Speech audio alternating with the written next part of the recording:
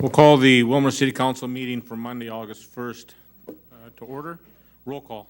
Mayor Calvin. Here. Councilmember Christensen. Here. Anderson. Here. Amon. Here. Nelson. Here. Meskey. Here. Plowman. Here. Johnson. Here. Fagerly. Here. 9 present, 0 absent. Let's stand for the Pledge of Allegiance. I pledge allegiance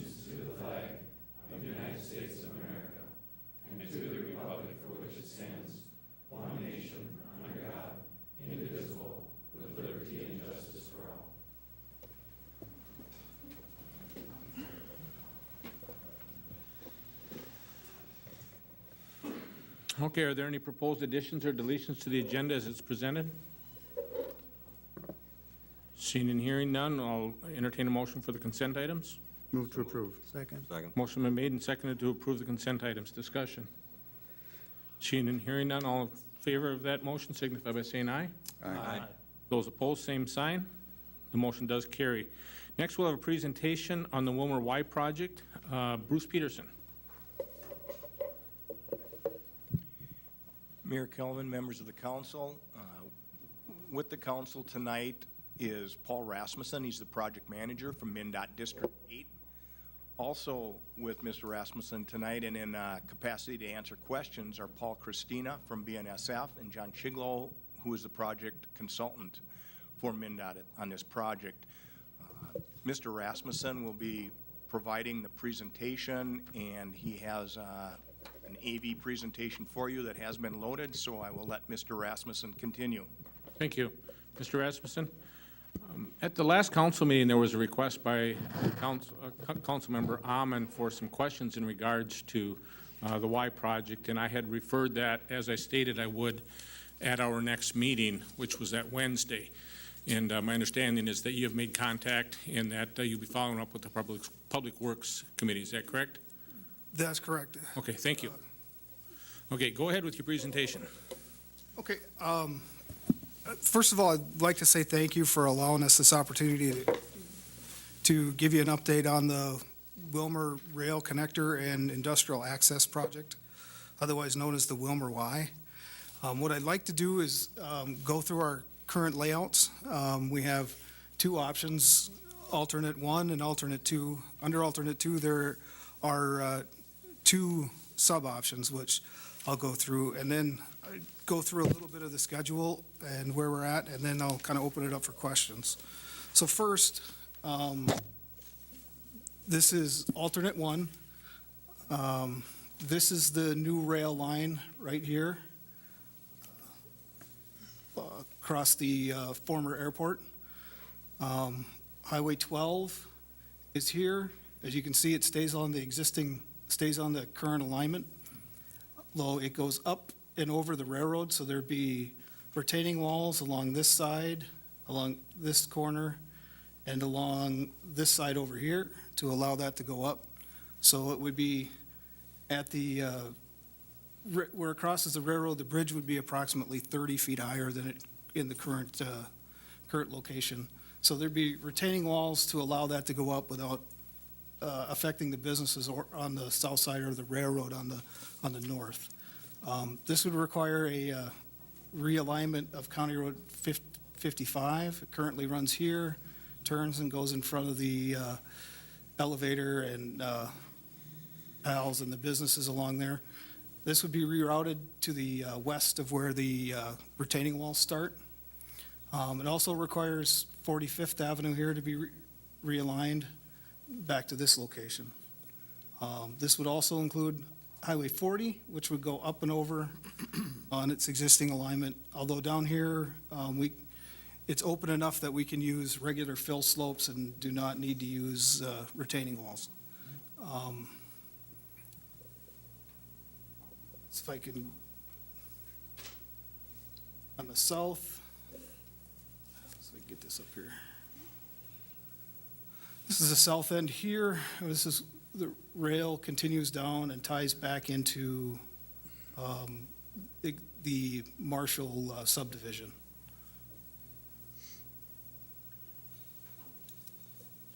That's option or alternative number 1.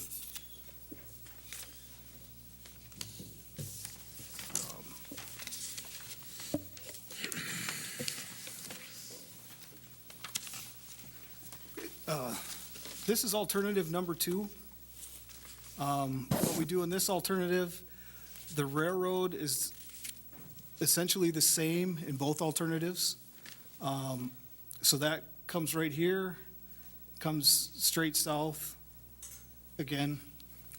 This alternative, instead of bringing Highway 12 on the same alignment up and over the railroad, what it does is it realigns Highway 12 to go south and then turn and go across over the railroad here and back down.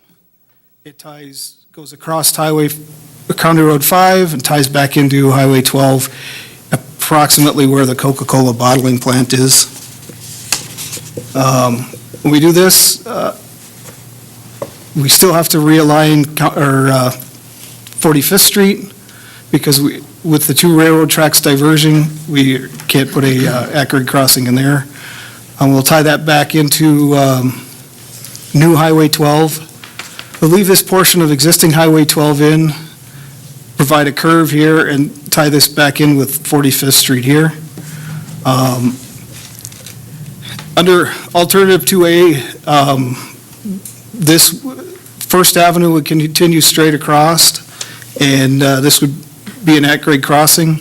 We would take this curve out in order to make this a straight connection at the railroad. Another portion of this is in this area, based on the traffic volumes on County Road 55, especially coming up in here to the businesses along here.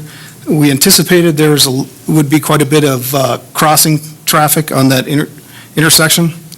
So due to having Highway 12 up in the air, this leads to a solution of, instead of having that crossing traffic, we're able to put in another bridge in this location for Highway 12 over 55, provide this quadrant roadway to connect the two.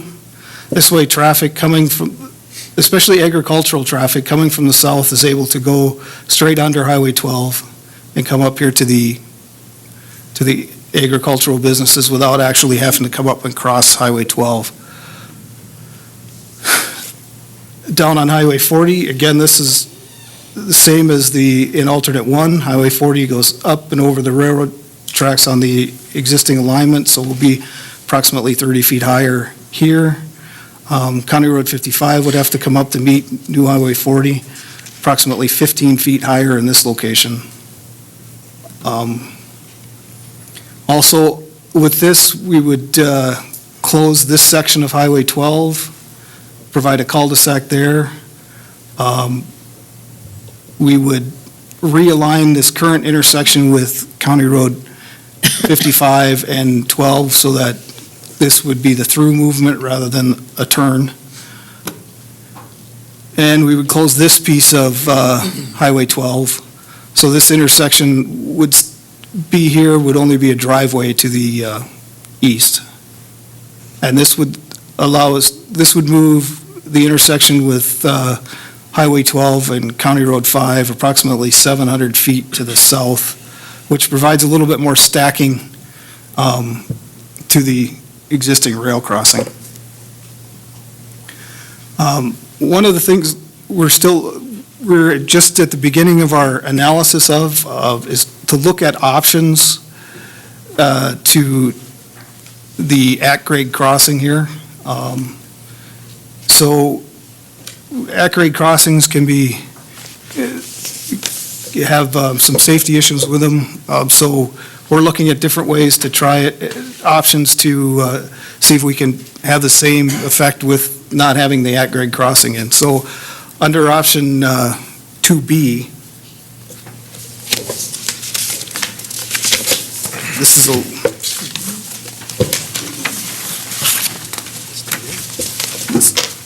this is a little tighter area. This is realigned Highway 12. This is County Road 55. County Road 55 currently comes here, takes this curve and through here. One of the options we looked at was that we're looking at is to provide this road right through here and back down and And keep in mind, this alignment is very preliminary. We're just getting started with the analysis. But what this allows us to do is all the traffic to the elevator, to all these businesses can come on Highway 12, over the bridge, over the railroad, and then north into that industrial area, allowing us to remove the at-grade crossing and this piece. So when we do that, we also are removing the majority of the crossing traffic here on Highway 12. So at that point, there's no longer a need for a bridge and a quadrant roadway in this location. And so currently, we're just beginning the process of analyzing this option versus option 2A to look at the safety effects of removing an at-grade crossing versus putting additional traffic on Highway 12, the delay effects of at-grade crossing versus additional travel time on the highway. There's economic impacts we'll be looking at, so we will, eventually we'll have our analysis done, and that'll lead us toward a decision on which option A or B is, would be the preferred.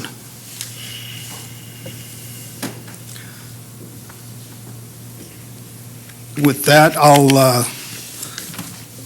like to look at the schedule. It was a one-page piece, a simplistic schedule. Currently, we're in the pre-design and environmental review phase. We are getting close to getting a draft completion, or a draft completion of our draft layout, which we hope to have by the end of August. We'll be getting a draft environmental assessment complete sometime in September, and that'll be going for agency reviews. At that point, we'll be moving that through the agency reviews and hoping to have a signed document ready for a public hearing and public comment period in January. We will be, at that point, we will be also moving towards having a bid letting. We will be using a design-build procurement method, which is not new to MnDOT, but new to our District 8 here in Willmar. And it's a method where we have one contract where they do both the detail, final design, and the construction at the same time. Allows them to speed up the process. It allows the contractors and the consultants to use a little bit more freedom to make some more financially improve the project and get it done a little bit quicker. So we hope to have a design bid or design build letting November of 2017, which we would have the start of construction in spring of 2018 and then completion of construction sometime in 2020. That number, since we're still in the environmental phase and developing the layouts, getting really tight on the construction schedule is a little bit tough at this point. So right now, I'm estimating we will get done in 2020. There's some soft soil issues we've run into, so if we can clear some of those up, we could move that date substantially forward at the completion date. So with that, I'll just open it up to any questions. Okay, thank you for your presentation, very thorough. Nice job, and you guys are a pleasure to work with. You're very informative, and you guys have a great team that's working on this project. So council, questions?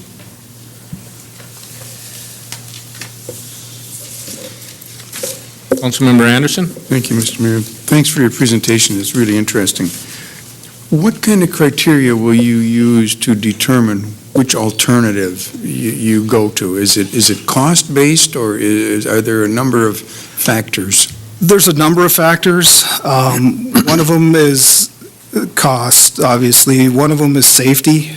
We need to balance the safety of an at-grade crossing versus adding that traffic on to Highway 12, which is got a little bit more difficult because a crash on a highway is not the same as a crash at a train car crash. They have a tendency to be much more severe or worse. And so we have to balance those. There is travel time is a criteria. I'm trying to remember, there was 8 of them. And John, do you remember? Environmental concerns, there could be wetlands or things that we'd hit in one location and not in another. There's obviously economic. One alternative may be more damaging to the economic area than another. So there's all those things that we'll take into account. And in addition, there's also public input. I know we're having a public meeting yet tomorrow night, and, certainly input from the city, and Bruce Peterson and Sean Christensen of the city staff have been getting us input as we've been moving along, and they've been great partners in this, as well as BNSF and the county. Last week, I've met with the Heidecker brothers with West Side Storage, Epitopics, the Fabric Warehouse. Danielson's. Yep.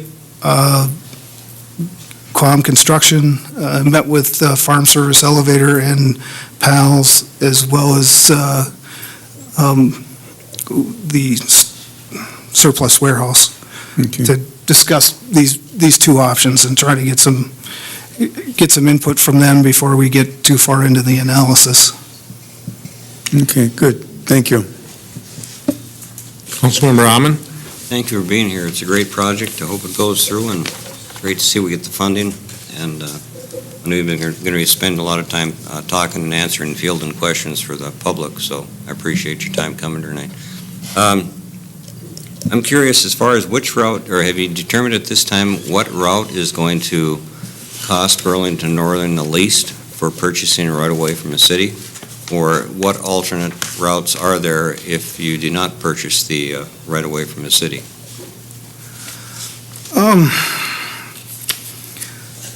There were several routes looked at very early on in the process for the rail. I don't know that we looked at them based on where the right-of-way was coming from. I think one of the alternates that was looked at was the old Highway 12 bypass alignment. However, that gets into Zone A of the airport runway zones, so that's no longer available to be used. There was another alignment that was west of the airport. I can get you the information on why this alignment was chosen, but I don't have that with me tonight, but That's not necessary, thank you. I'm just curious, as far as the assets of the city that we need to participate in this project to get it completed and bring it to fruition is in question. I don't know which route you're going to take. My question leads to something that might not pertain to this exact situation with this current project, but I'm concerned about a couple things. The impact on the existing businesses, obviously, that'll be brought forward, I'm sure, in the not too far future. And as far as right-of-way goes, you have different areas there, but I'm wondering which route will be the quietest with the least amount of train noise horns from the city to impact to the city residents. Have you considered that as part of the plan or not? yes, we do. As part of our environmental assessment, we assess noise both from the highway and the rail perspective. We spent this summer, early summer, getting some, basically put some microphones out in the field, getting some background noise data, and then we have a model that predicts the noise. And that'll also, when we look at alternate 2A and 2B, 2B removes that at-grade crossing, which is where the railroad would have to blow their horn. So that would take that into account as we look in the as we look at the environmental aspects of whether that crossing is to take the crossing out or to do alternate A or B. So noise is a big factor, and currently, the one that would be the least noisy as far as the railroad would be obviously alternate 2B, simply because there would be the fewest amount of at-grade crossings, so there'd be the fewest amount of horn blowing. That helps a lot. I have a question related to traffic noise, and I know it's a little off the base, but I'll try to keep it brief. We talked about quiet zones in our area for quite a while for the downtown, and I know you guys were here first. You brought the railroad through, and somehow we're meaning and managing through all these years to be compatible and working together on projects, and I appreciate your support on the quiet zones that we have completed on the west side of town. And I understand it has made a difference, and the people are very appreciative of that. I'm just curious, do you have any plans in the future? Has anybody talked to you from the city staff relating to trading right away that we might need for developing the quiet crossings in our 5 other areas of Willmar in regards to the land that you're intending on maybe needing for the right-of-way on this new Y? They've not talked to me as part of MnDOT. I don't know that, I can't speak for the railroad if they've spoken with them about it. I know quiet zones, I'm not really familiar very well with quiet zones myself. Our MnDOT's rail office would be the one with MnDOT that would handle those. And so I'm fairly new to them, so I'd hate to say something that I'd regret. So I can say if we can certainly get some information for you for quiet zones, but I do not know if the city staff has spoken with BNSF about the quiet zones. We've had some discussions about quiet zones on the project, but they're really a safety concern. The blowing of the horns over a rail crossing is a safety procedure. So there's always concerns about, I know there's concerns about noise, but out on this one, with this at-grade crossing, it's much more of a commercial area, or not commercial, but industrial area. So we're very concerned about the safety, and they are a safety feature. That's great, thank you. The other question I have, it's been told by us and by the railroad, this was over a year ago, that there was going to be an impact to the community that would be to our benefit, and that would be that we'd have less traffic coming through, or trains coming through the area. I hate to be stubborn, but there's a benefit that we'd like to gain out of this, other than just the industrial park right away. We want to be cooperative, so you have a good product, and you're able to expand your services. And I believe in the rail system. It's a great way to transport materials.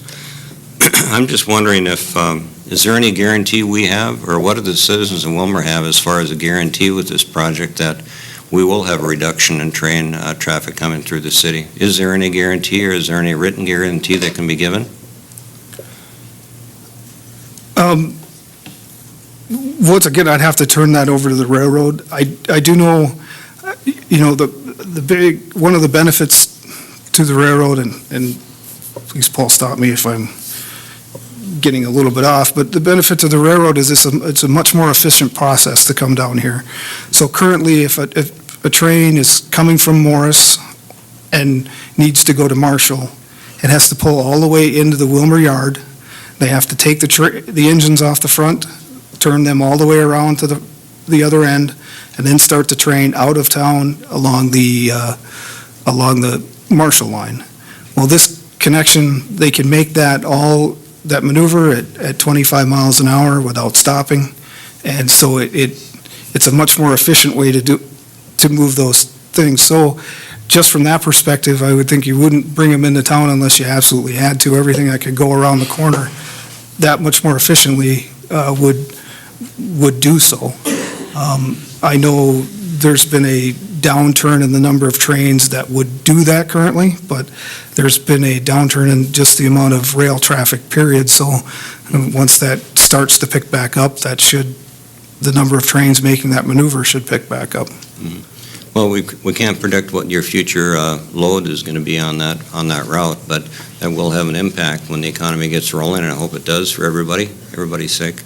That was some of my major concerns. I guess, have you in the past ever traded land or swapped land or right-of-way or given right-of-way to cities and municipalities in a situation like this?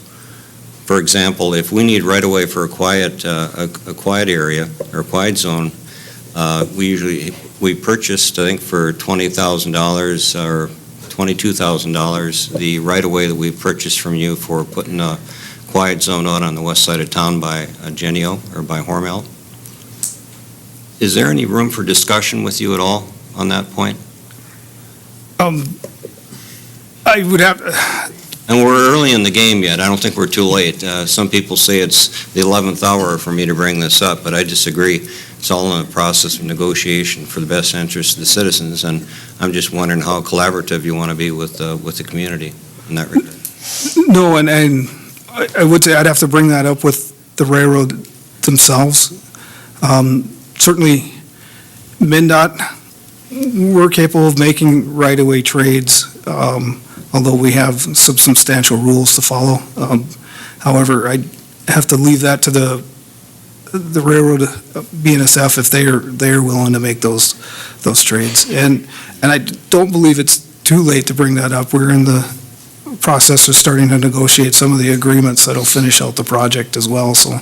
And the final question, then I'll be quiet.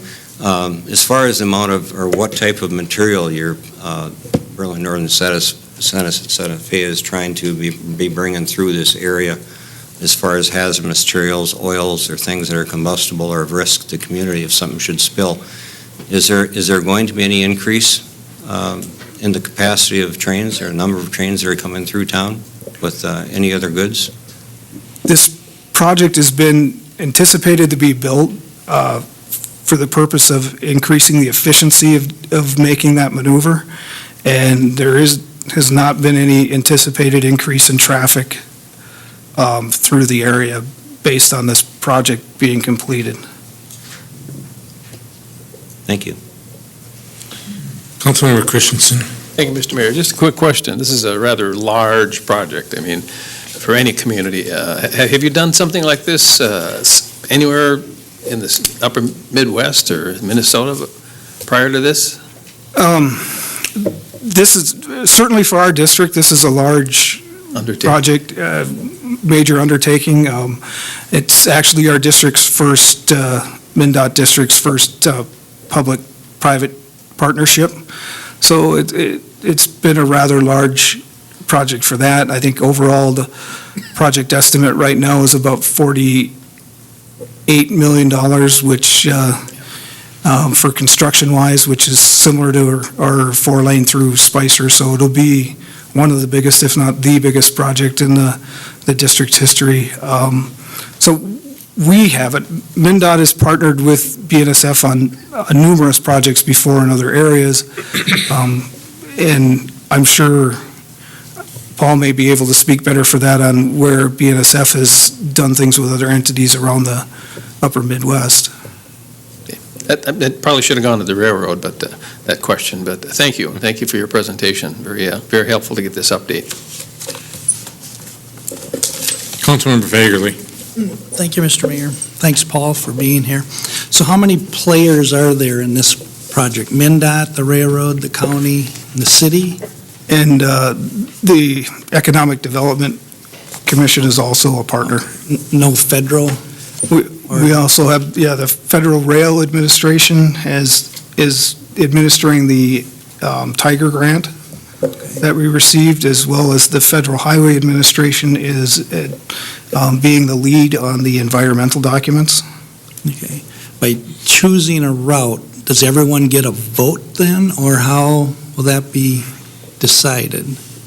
Well, what we'll do, once we have complete the environmental assessment, we will have what is called a recommended alternative at that point.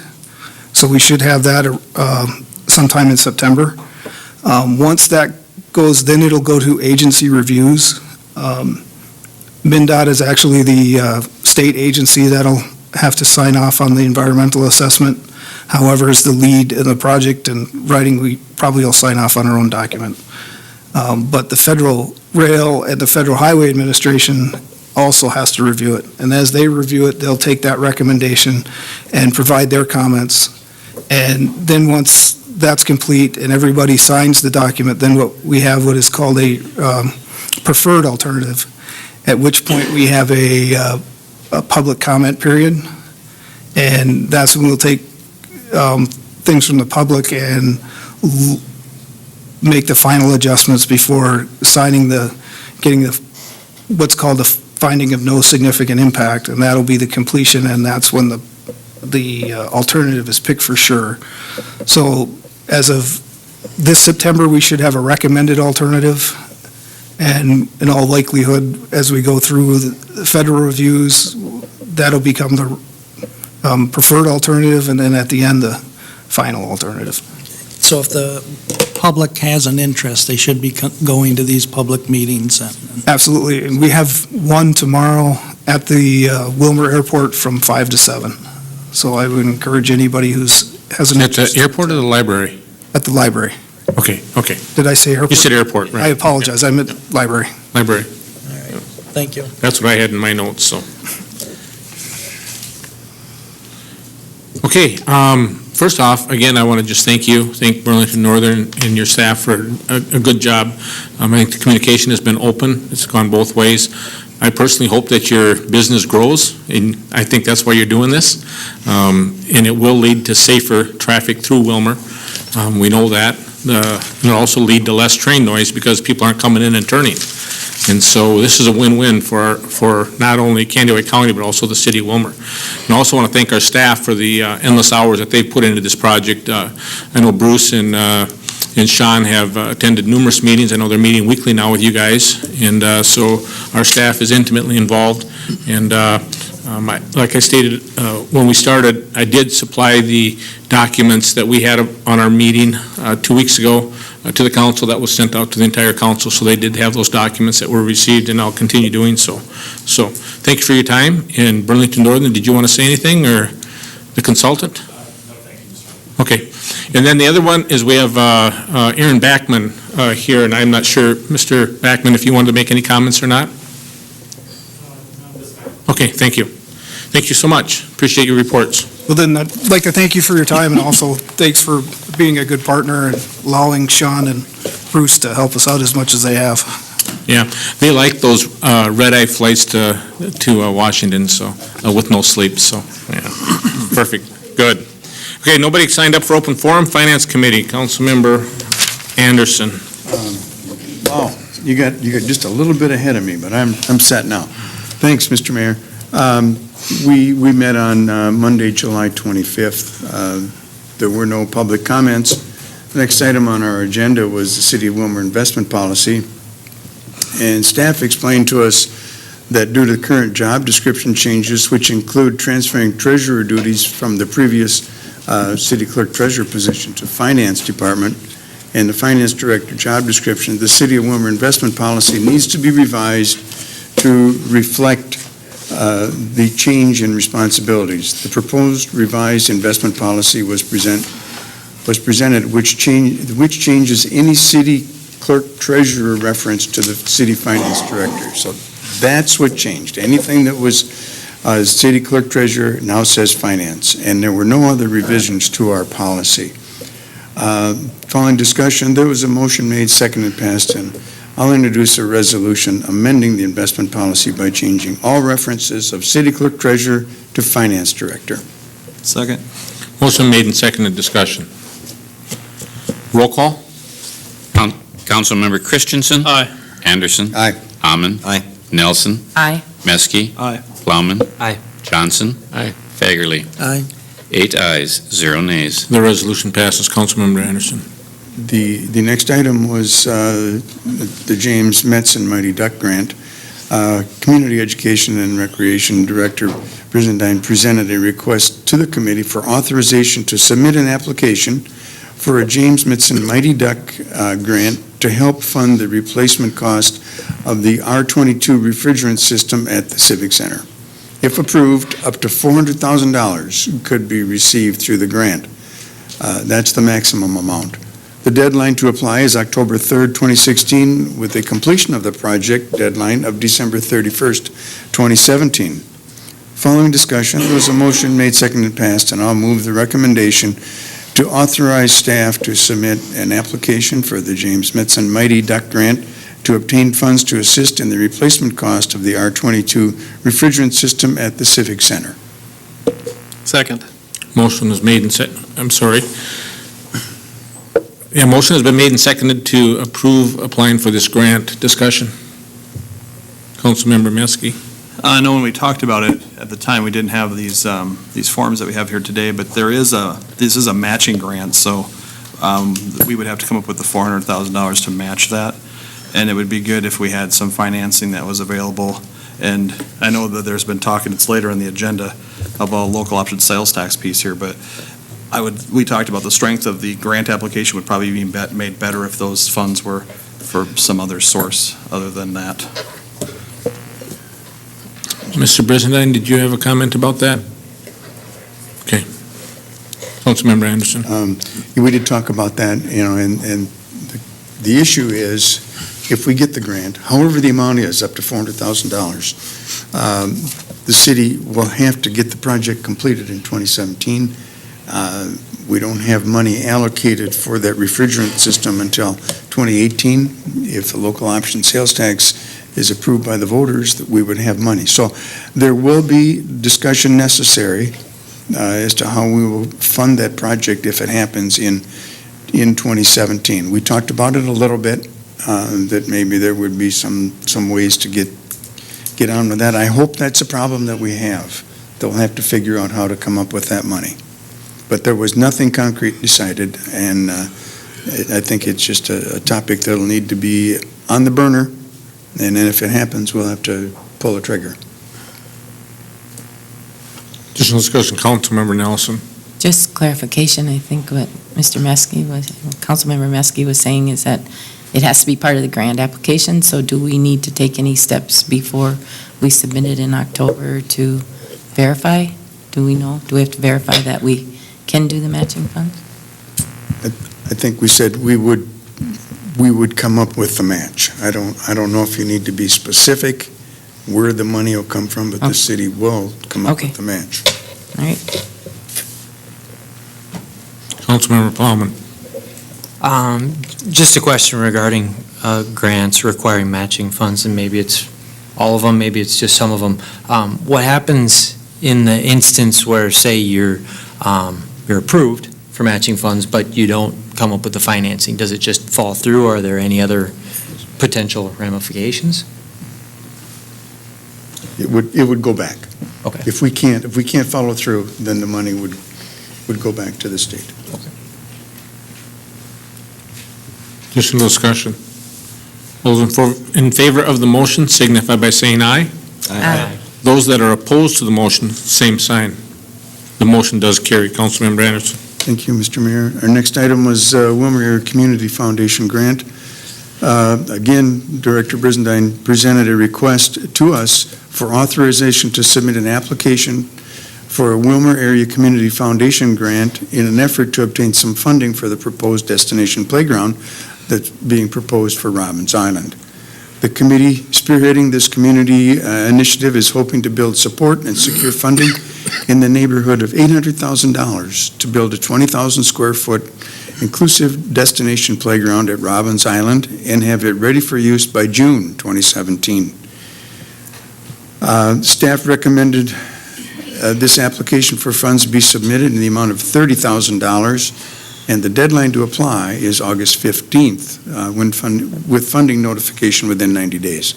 Following discussion, there was a motion made, seconded, passed, and I'll move the recommendation to authorize staff to submit an application for a Willmar Area Community Foundation grant for $30,000 to obtain funds to be used toward the proposed destination playground at Robbins Island. Second. Motion been made and seconded. Discussion. Seeing and hearing none, all in favor of the motion signify by saying aye. Aye. Those opposed, same sign. That motion does carry. Councilmember Anderson. The next item was a comprehensive annual financial report. Staff explained to us that the year-end financial report is presented to the committee annually for review. In preparation of receiving the independent auditor's annual review scheduled for the August 22nd Finance Committee meeting, staff reviewed the management letter, footnotes, and general budget to actual comparison sections of the 2015 comprehensive annual financial report. Following discussion, there was a motion made, seconded, and passed, and I'll move the recommendation to the committee that beginning in 2017, financial reports and material budget amendments be presented quarterly to the council. Second. Motion been made and seconded. Discussion. Seeing and hearing none, all in favor of the motion signify by saying aye. Aye. Those opposed, the same sign. The motion does carry. Councilmember Anderson. The next item was a consideration of a number of reports, and they were all quarter-ended 6/30/16. The reports that we looked at were investment activity, investment portfolio, interest activity, 10-year historical investment balance per quarter, 10-year historical interest received per quarter, Rice Hospital financial report, and the Rice Trust Fund. That was for information only. The final item that came up was an update on the status of the airport fixed base operator. Staff updated the committee on the status of the fixed base operator. As of last week, they were officially moved out, and a settlement check was issued for residual fuel less the amount of July rent due. It was also noted that the request for proposals seeking a new FBO are due toward the end of July, so I suspect those are probably in by now. And that was for information only. Unless there's questions, I'd move to file these minutes. Second. Motion made and seconded to file the minutes. Discussion. All in favor of the motion signify by saying aye. Aye. Those opposed? The motion does carry. Councilmember Christensen, Public Works, Public Safety. Thank you, Mr. Mayor. We did meet on Tuesday, July 26th, 4:45. I'm called the meeting the order. Item number 2 is public comment. Nobody, excuse me, we did have some citizens there led by Mr. Kelly Welch, who brought to the committee the concerns of the proposed sidewalk pathway to be constructed to connect 23rd Street Southeast, crossing Branch 3 of Ditch 23A to the new elementary school. And could we get that up on the screen so people could see what we're talking about?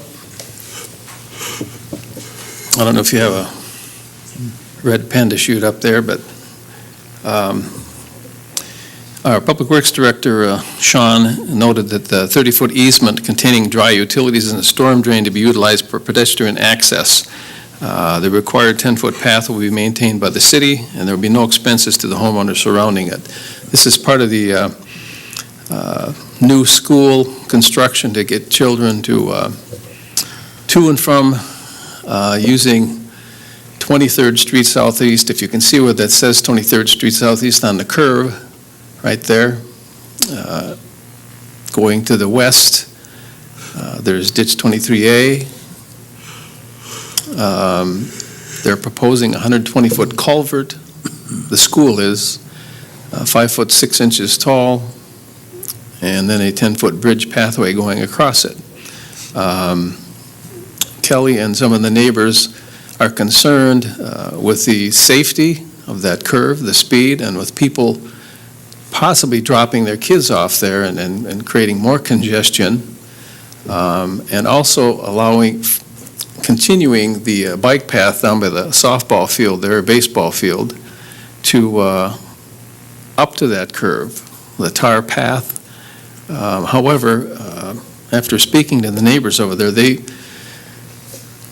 children or kids that don't use that path, it's all retired people, all the way up, I think it's 3 blocks to the east. It's all a retirement-based community, twin homes, single-family homes. And Kelly, if the mayor would allow it, you could maybe take 5 minutes and voice some of those concerns. To this date, the city, Sean's office, has not done any planning for that path to go across it. There's nothing been on paper, but the school does intend to put that culvert in, from what I understand. You got 5 minutes, Kelly.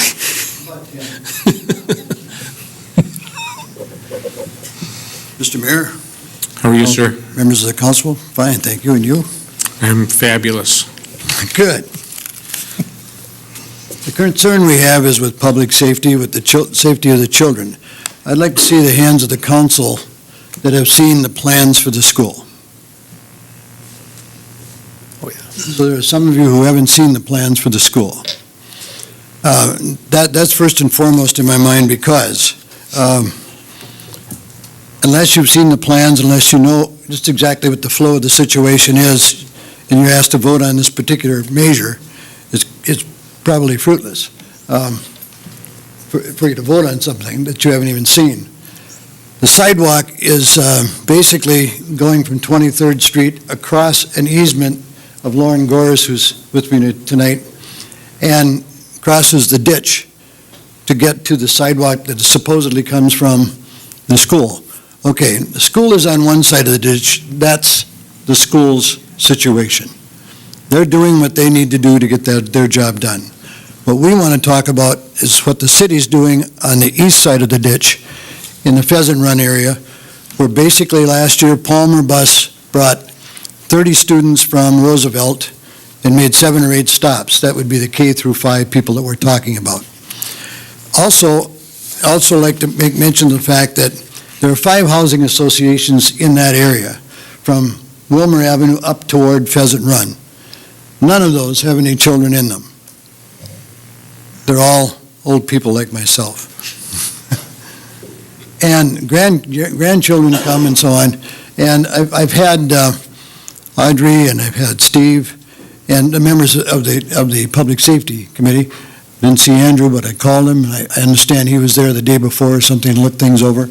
So those people have been in that area, and they know what we're talking about when we're talking about the fact that we really don't want a bituminous connection to that bike path.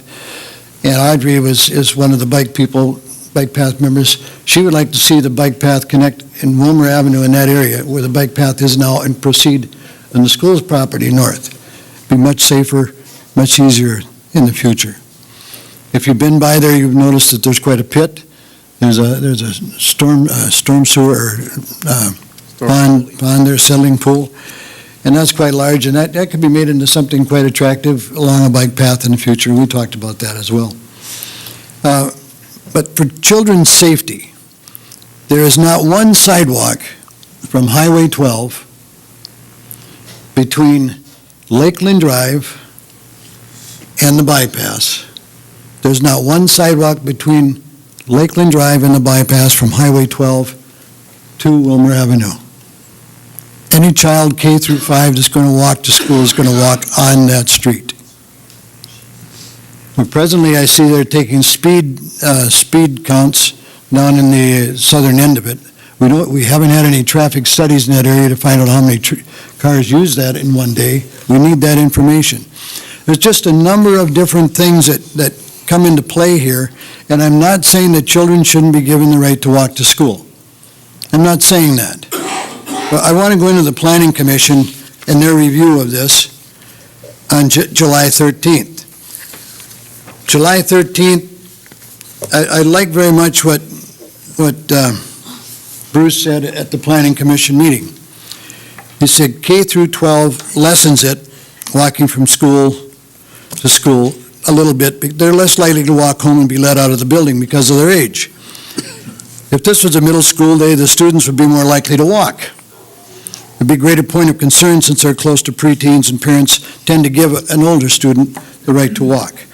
He also said that the thing is really different in this day and age. You don't have neighborhood schools anymore. So the walkability factor is reduced. You're seeing schools on major traffic arteries, and we have them right there. Lakeland Drive, 23rd Street is the only through street in that area. You've got 2 major traffic arteries there, Willmar Avenue to the south. You can't get much more major than that in our city. You're seeing schools on major traffic arteries, and there are limits to what can be done for pedestrian safety. You make the best accommodations you can, Bruce said, and hope the children take advantage of that. That was in the minutes to the audio minutes to the Planning Commission. So basically, we are saying that we're making the best accommodations that we can. They spent, I would say, 90% of that meeting, Planning Commission meeting, and by the way, this is the only committee that looks over the plans for that school. No other committee, Public Safety is not given a shot at looking at this. Public Works is not giving a shot at looking at this. We need some more people to look over those plans and to make some real hard decisions about whether these kids should walk on those streets.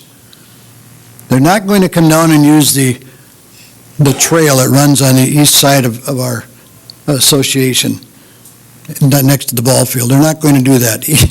One of the children was in the area today visiting with Suzanne Wilson, whose property we're thinking about putting a sidewalk on to connect the trail to the proposed sidewalk.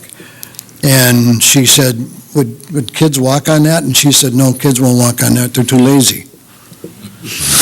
They won't go east to come all the way around and go west. They just won't do it. They're going to cut through all those lawns. By the way, another businessman in the city said his grandson lives in Pleasant View, and he said when his grandson walked to Lincoln, he got in a lot of trouble because he kept crossing Valley View Golf Course. They will walk anywhere they can. I would propose, and it's the association's position, that our priority of concern is children's safety on the street, wherever. And what we do with this particular sidewalk is going to determine whether you have a lot of people stopping there and dropping people off. If you have 6 or a dozen cars there dropping kids off at the end of the school day, and then you do have one child that wants to cross the street when they're pulling out and pulling in, you have additional, it just compounds the problem. And it's all on a curve that doesn't have good sight lines. And most of the people that came over there saw that. So our position is that we would rather you not do the sidewalk, not vote for the sidewalk now, that if you wanted to wait a year or so because it's not going to be installed till next year anyway, and do some great study on the area, just have a motion to set it aside for a year, and maybe watch where the kids walk. And if they happen to walk right through the middle of Parr Lane, maybe you can build a sidewalk right through the middle of Parr Lane. I don't know. But the children will walk where they want to walk. I did, didn't you? Yes, you did, Marv. I was too lazy to walk. There's a bus rule that says you have to live 1 mile from the front door of the school. Your front door, the front door of the school. If you live in Pheasant Run, you will come all the way on the bus, you will come all the way down 23rd Street to Willmar Avenue, you go all the way across Willmar Avenue, you go up Lakeland Drive, and you will take a right into the school grounds. And at that point, the school plans call for, from Lakeland Drive to the edge of the school building is going to be 770 feet. So even if you live down in Dana Heights and you walked all the way up to Lakeland Drive, you still have to walk 770 feet to get to the front door. And the reason is because of the people dropping their kids off. They want a nice long road that those people can get in and won't back up on Lakeland Drive. So we're accommodating people driving their children to school, number one. We have the bus service and the mile distance to get them to get on the bus, number two. And number three, we haven't done everything we can to accommodate the traffic flow in that area. We haven't even thought about maybe a roundabout on Lakeland Drive or something like that. I know they're talking about tunnel under Lakeland Drive. There are so many plans in the air, there's so many ping pong balls up in the air, and nobody has a specific plan. Now, Sean mentioned at the public safety meeting that they had concepts, and he explained exactly where the sidewalk and things were contemplated to go. We have a concept, we have an idea. But he said, we have no plan. Too busy doing other things right now, obviously, and it's a year away. But let's see a plan before we make any decision. And until we do, I just don't see kids K through 5 walking down 23rd Street from up in Pheasant Run. I just can't see it.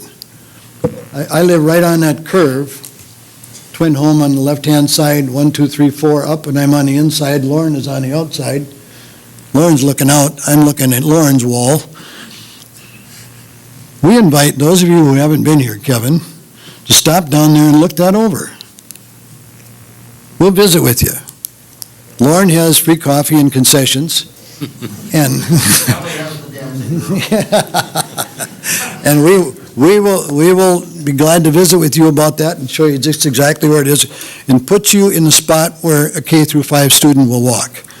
Then we'll ask you, maybe you might want to get down on your knees because they're a little shorter than you are and you have better sight lines than they do.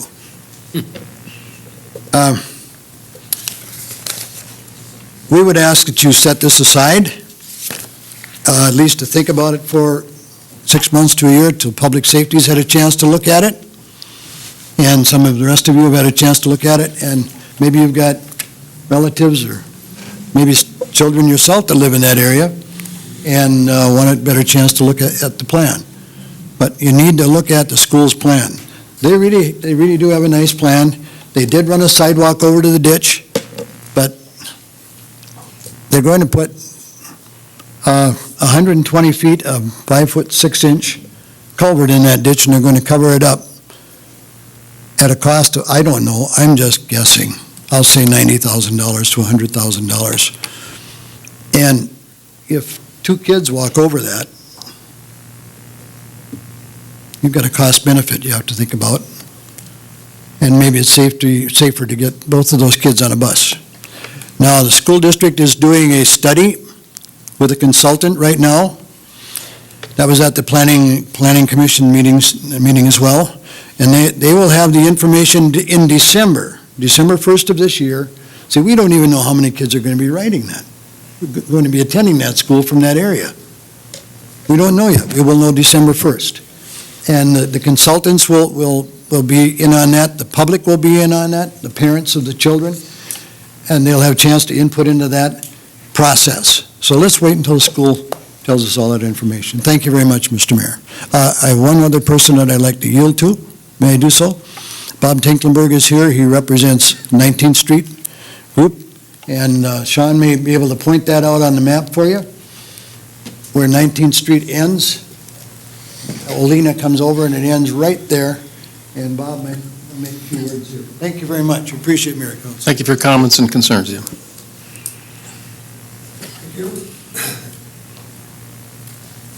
We on 19th Street have only a couple things to add to that. And that is we don't want where 19th Street ends to become an unloading zone for students and their parents dropping kids off without some control over parking and time limits and this sort of thing, because it's going to be a free-for-all if that becomes a drop-off zone. The other concern is the intersection at Olena and Lakeland with the YMCA and service vehicles for the school and cars for the school dropping kids off. It's difficult now to get onto Lakeland Drive from Olena in either direction. Without any traffic controls, it's going to be very difficult and extremely difficult to do that. And those are basically our 2 main considerations for the plan that they have. The other thing is that we would really like to have 19th Street terminate where it is right now, and any plans for future development of 19th Street South be vacated for the future consideration. Thank you very much. Yeah, thank you for your concerns and comments also. And just to reiterate, Sean said that there are no plans presently to put a pathway across the ditch there, although the school is going to put that culvert in. But nothing has been drawn up, and when it is or has been done, it will be presented to us at Public Works, Public Safety, and then, you can invite it to come and check it out then too. Thank you. Thank you. That was for information only, Mr. Mayor. Item number 3 was our police and fire updates, which is also for information only. Our chief felt noted the jail sentence that day was 123, 41 inmates from the Department of Corrections, 65 from Kansas County, and 17 from other counties. Calls for service for prior 2 weeks was 895, and that means it's 9 days ahead of last year at this time. Majority of the calls were for traffic stops, public assistance, suspicious people/vehicles. Our committee discussed suspicious activity in the Garfield neighborhood. Committee noted that National Night Out is scheduled to take place tomorrow, August 2nd. And Administrator Cruz noted the outstanding efforts of the Police Department and Public Works excuse me, on making the Rockin' Robins and Jenny-O Turkey Store events a huge success. Our fire department, Chief Hansen noted the fire department calls for service were 11 in the previous 2 weeks, 4 alarm activations, 2 car fires, and 1 weather watch, 1 medical assist, 1 car crash, and a cooking fire, and a public assist. Total calls for service the fire department this year is 177, which is down from 200 of last year at the same time. Dispatch time from the fire department to the scene is 6 minutes and 58 seconds, so we're pretty fortunate to have a speedy fire department in our city, along with the ambulance. When you need them, they're there. Item number 4 is a motion. It's a boat ramp monitoring. Mr. Terry Frazee and Mr. Richard Falk brought forth to our committee information on boat ramp monitoring devices for aquatic invasive species at Willmar and Foot Lake. The lake associations have funds to contribute to the $7,500 cost of each device, as well as the AIS committee and Kansas County. They're called eyelids monitors, are unmanned systems placed at boat landings to monitor boat landing activities, capture video events, and these videos encourage compliance with aquatic invasive species clean-off laws. Basically what they are, it's a set of cameras on a pole about 4.5 feet tall, and when somebody backs up to unload their boat, it's filming their license plate and whether or not it's clean, or if they're cleaning the boat off before they put it into the water. Presently, I believe they're putting 2 of them on Green Lake. After some discussion, a motion was made, seconded, it passed for the following, and I will introduce the motion for staff to proceed with research on the monitors and bring a final recommendation to the council. Second. Motion been made and seconded. Discussion. Mr. Mayor, Councilmember Rahman. I have a question also on that issue. In the meantime, there seemed to be some angst with the individuals that were there regarding the potential for the contamination of our lake with some of this Asian milfoil and different zebra mussels and all those items. And I understand we talked at the committee about there's an area right across from from the Kansas County Fairgrounds on Ella Avenue and in the fairgrounds where people occasionally use that site to load and unload a small watercraft or canoe. And I'm just wondering if it would be also something that we should close immediately or chain off until the fishing season and the water on the lakes are frozen for the winter fishermen to use those accesses. And I just hope that maybe we could take some precautionary measures if that's possible in the meantime. Thank you. Additional discussions to the motion. Seeing and hearing none, all in favor of the motion signify by saying aye. Aye. Those opposed, same sign. The motion does carry. Councilmember Christensen. Thank you, Mr. Mayor. Item number 5 was for information only. It was our director update. Public Works Director Christensen brought forth for information and update on activities within Public Works, Engineering, and Wastewater Departments. 2nd Street Southwest Phase 1 concrete in front of the fire station is complete. Phase 1 is, that's to the south, with the project scheduled to be completed by August 5th. Technology Drive Northeast parking lot repairs have been finished. Valley gutter and final wiring course is complete, and the parking lot is now being utilized. If you've noticed, the Lions Dog Park water line construction has begun, and they're putting in the spigots out there. Robbins Island entrance has been excavated and culverts have been installed. The new entrance could be complete by the next Rockin' Robbins event on August 16th. If you drive by, you'll notice that. Our MPCA audit, the city is currently under an MPCA audit as a result of result of a settling pond bank breach at the site of the new elementary school. Follow-up correspondence was received from the MPCA regarding corrections from the inspection of the Westwood Court lift station also. Lift station updates, the Country Club Drive lift station building is currently being constructed. Westwood Court has the patchwork and seating done. The building is under construction and the roads are open. Fairgrounds lift station is at 80% design stage with research going into possible easements and right-of-way needs. The Willmar Y update, well, we had that this evening, so I won't go through that. 2016 street projects, notices have been sent to property owners and for the construction starting on 15th Avenue Southwest and 7.5 Street Southwest. A press release has been issued for construction scheduled to start on Minnesota Avenue Southwest as of last July 28th. A press release also has been issued for Lakeland Drive Northeast as it will be temporarily closed between Litchfield Avenue and the railroad crossing on August 1st for water main improvements. And speaking of that Lakeland Drive, Sean, could you tell us how long that railroad is going to be exempt from crossing? There's a lot of traffic that's being rerouted there. I was there today and I noticed a train, and on the south side there was a line of cars, and I was on the west side or the north side, and they didn't know that there was cones across. When the train went through, they couldn't go across the railroad. How long will that be closed?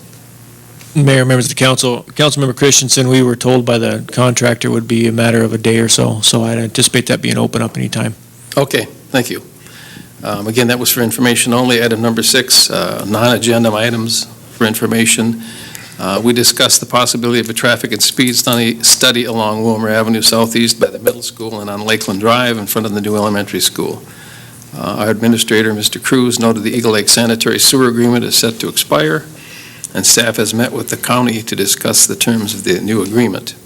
A letter is planned to be written to extend the agreement so a facility study can be completed to determine their needs. Also, the Civic Center Arena roof is scheduled to be advertised for bids this week for the second time, and bids to be opened in August, and a scheduled completion date of December. That was the end of our meeting, Mr. Mayor, and if there are no questions or comments, I would move to file these minutes as stated. Second. Motion been made and seconded to file the minutes. Discussion. All in favor of the motion signify by saying aye. Aye. Those opposed, same sign. The motion does carry. Community Development Report, Councilmember Fagerly. Thank you, Mr. Mayor. We met on July 28th, Thursday. Item 2 was public comments. There was no one there to speak to us. Item 3 was industrial park land sale. Staff presented a proposal by a local technology service company to purchase Lot 1 of Block 4 in Willmar Industrial Park, 4th Edition. The property is approximately 1.4 acres, and the asking price of the real estate is $78,110. The company plans to construct a 4,800 square foot office shop building and will employ 6 full-time and 1 part-time employee.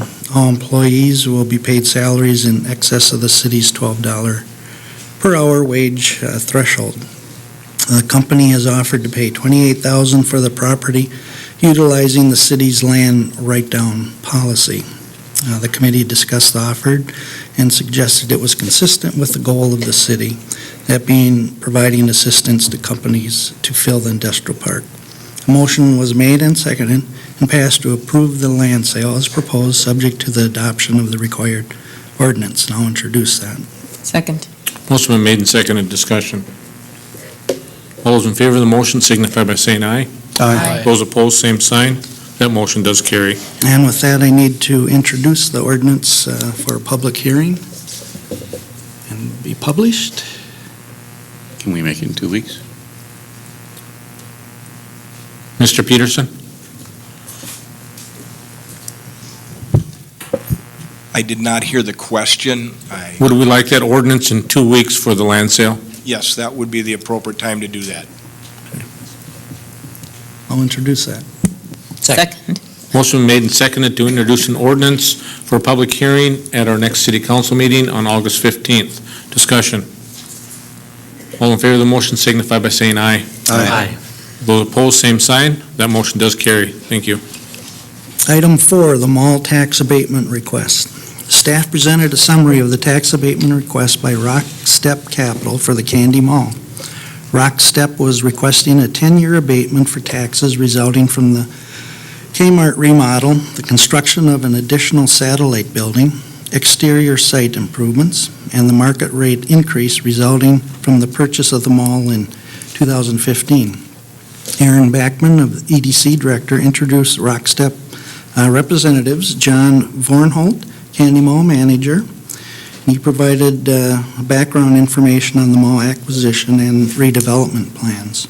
Jody Vest of Rock Step Capital explained their investment and redevelopment strategies relative to large tenants and talked about past results at other malls that they own. Ms. Vest provided examples of success at their other locations. They were in different states, South Dakota, Iowa, and even Hibbing, Minnesota, as evidence that their strategy to refresh malls in small to medium-sized markets does work. The total new investment in the mall is estimated to exceed $5 million, not including future tenant build-outs. Staff explained how the abatement works relative to the tax levy. The city operates under a statutory limit of tax abatement, but the proposed tax abatement still keeps the city well under that limit. It was noted that there are local investors involved with the mall ownership. There are advantages to having local individuals involved in such a large real estate operation. The committee discussed the city's requirement for tax abatement as stated in the City of Willmar tax abatement policy.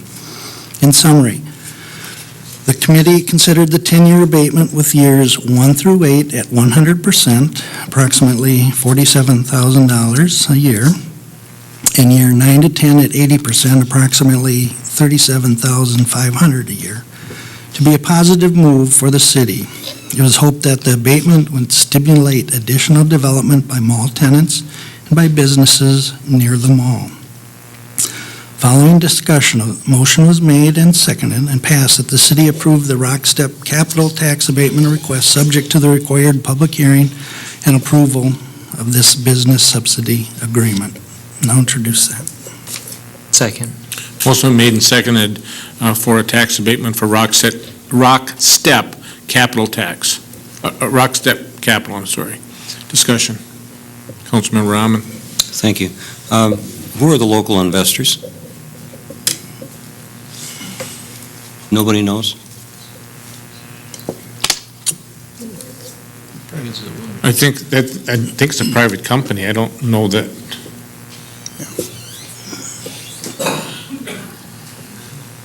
Councilmember Fagerly. Thank you, Mr. Mayor. I'm not sure who the owners are, but there's a few of them, and they've put in around $1.5 million investment in the project. The question I have is, the tax they paid for 2016 is $308,264. In 15, they paid $452. But they had 3 parcels, and then there was a $7,000 and a $6,000. Are they requesting the 2015 tax bill or what they paid in 2016? I guess, Mr. Beckman. Mr. Backman, can you try to clear that, their request up for us, please? Good evening, Aaron Backman, EDC Executive Director. Mr. Mayor, members of the council, my understanding is that they would continue to pay what they are currently paying for property taxes. They're not asking for the abatement of taxes that are currently being paid. What they're asking for is for the abatement of the taxes that would be associated with the renovation project, associated with the new retail building on the southwest corner of the property, and for that market value increase based on that acquisition that was done last year that was approved, and that's going from $9.2 million to $11.4 million for that market value increase. Now, in terms of the exact taxes, I believe you're accurate in terms of the amount of taxes for 2015. Okay, so they'll still be paying a total of $296,000, and Correct. property tax. And then they'll be investing $5 million. Right. Creating 60 new jobs. Yeah, in Right.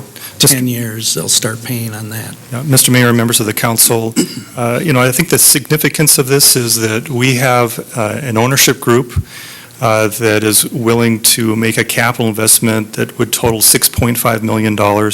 This will be the largest capital investment that the mall has seen in 32 years. This is a significant redo, and by renovating the former Kmart area of the anchor tenant that was on the south end of the mall, this will allow for the advent of several nationally branded retailers to take a look at this mall and to seriously improve what's there right now. The mall itself is the largest retailing facility in Kandiyohi County and in the region. It has over 450,000 square feet, and it was constructed initially in 1972. It needs updating to attract tenants and customers. Rockstep, which has a dozen different facilities in different parts of the country, is willing to make this investment. Additional discussion. Councilmember Meske. Rockstep is a new owner, is that correct? They are not the previous tenant that had legal action? Rockstep acquired this property, Rockstep Willmar acquired this property in the fall of 2015. And follow-up, do they have a schedule for these investments? Because we're doing the investments are the condition for the abatement. Do we have a way to monitor that those investments are being made? And if not, are there clawback provisions that we're going to look at? Right. Mr. Mayor, Councilmember, yes, there are expectations, and in the development agreement, there would be milestones that would be reflecting that. So, for instance, the abatement process will go until the end of September. The expectation, based on what John, who is in the audience here today, and Andy Weiner and others have indicated to me, is that they would start construction of both the retail building and the renovation of the Kmart area in the spring of 2017. It is expected that the retail building will be completed in 2017. The Kmart facility would be finished in 2018. So. Councilmember Christensen. Thank you, Mr. Mayor. Thank you, Aaron. Quick question. Well, maybe this is to our administrator. Are there any requirements for jobs and wages and number of people along with this abatement? I believe the request was 60 new jobs, probably 80 new jobs, but 60 of them will meet the requirements of the $12 an hour. Is that correct? Mr. Mayor, yes, what they're indicating is that they would create at least 60 jobs that need to meet the minimum requirements, which is at least $12 an hour. Above that, that could certainly be jobs that are paying above or below that, but at least they have to do at least 60. Now, as Bruce has indicated in the Community Development Committee meeting, you could judge this on the basis or approve this on the basis of just the capital investment, but they've indicated to me that this is the number of jobs that they would be creating. Thank you. Additional discussion? All those in favor of the motion, I'm sorry.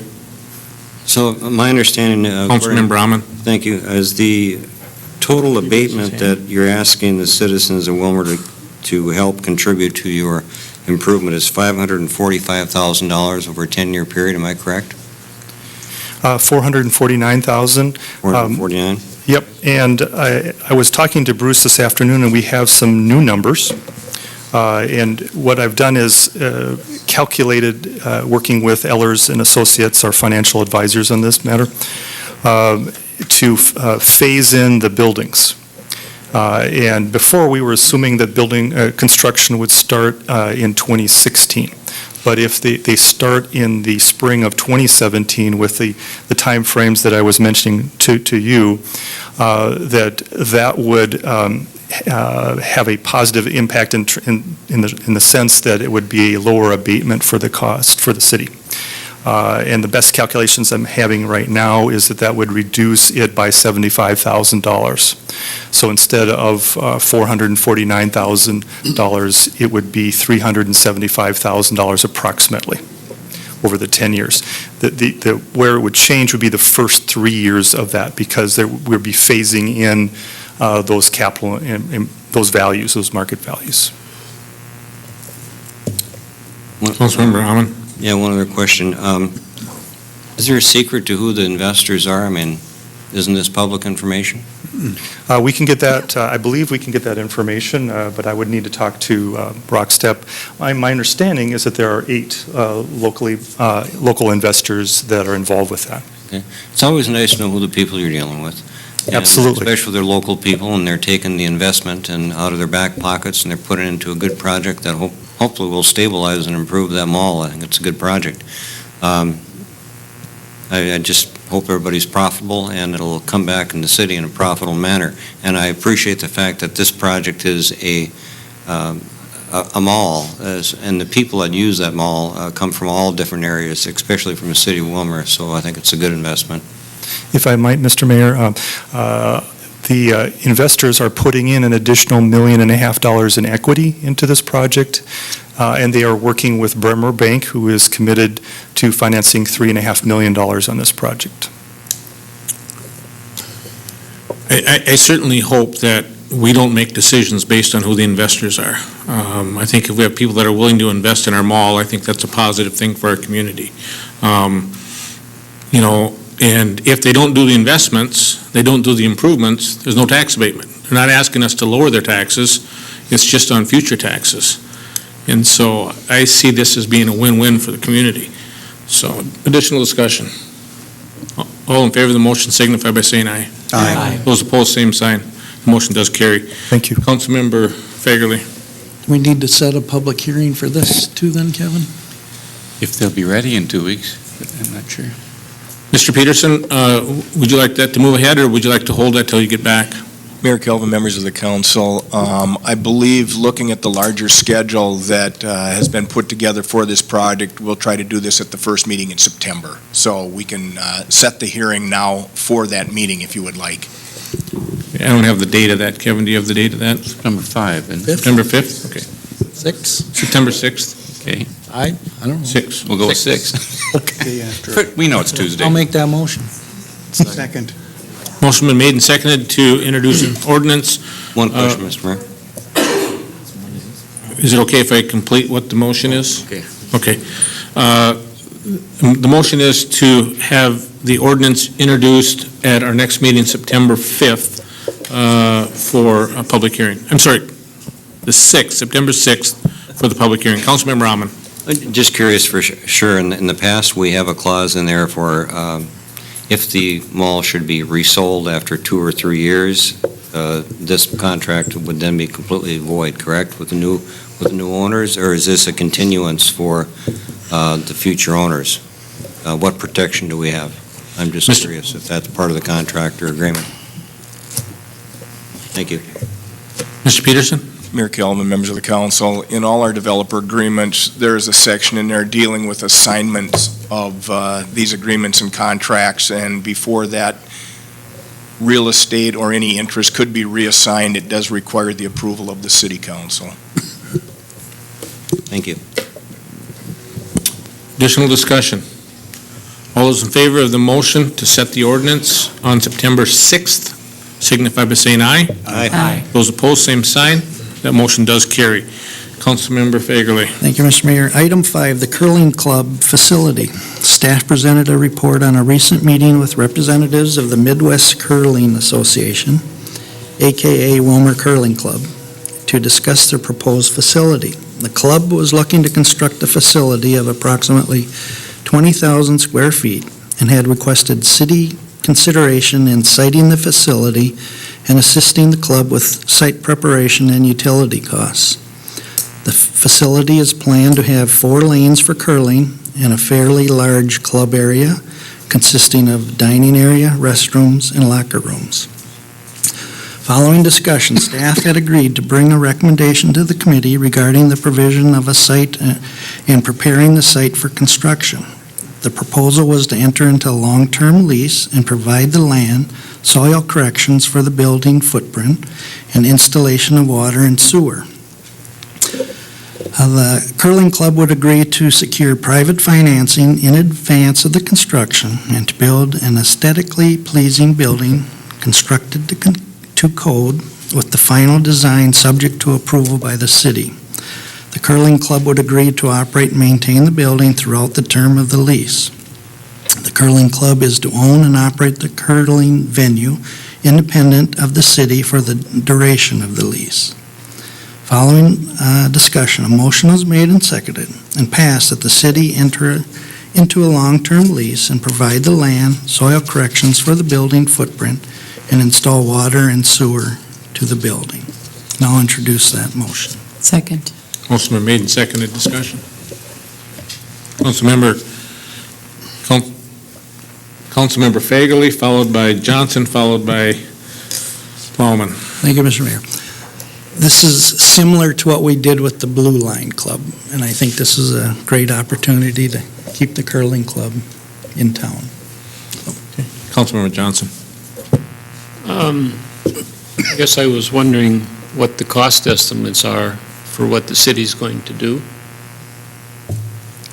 I think what I understand from the conversation, and maybe the city administrator would be better to answer that, but this is just to have the discussions, and we'll find out what those cost estimates would be, and they'd bring that back at a future meeting. Is that correct? Yes, I mean, we still have, Mr. Mayor and Councilmember Johnson, we haven't done soil boring, so we don't know what the soil corrections would be. The past one was in, I think, $6,000 to $10,000 range for the Blue Line Arena. If you did a total soil correction under the building, it could range up to $120,000, $130,000. Water and sewer are readily available near the site, so I would put the outside cost at, that $150,000 to $200,000, but more likely substantially less than that. And we have funding for that? We would deal with that through the CIP and budget process. Well, we all know that the CIP there is not funded, so I have a little concern about this. And why would we want to enter into a lease up front before we even know what our costs are? That appears to be what this motion is to do.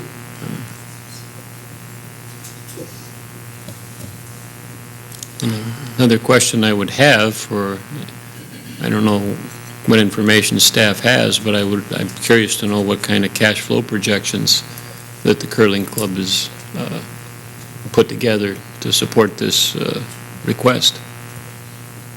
What their capitalization is now, and there again, what their cash flow would be they're going to maintain and operate this building.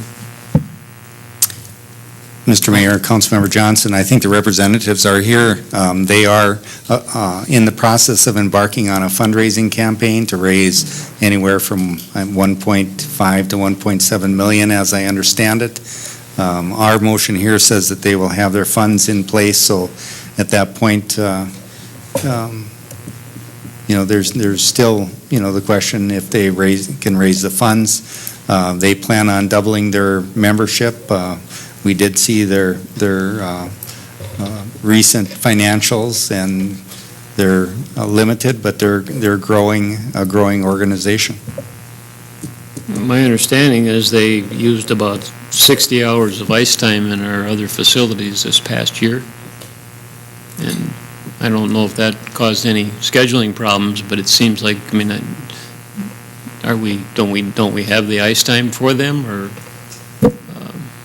Mr. Mayor and council members, Councilmember Johnson, I think they used 115.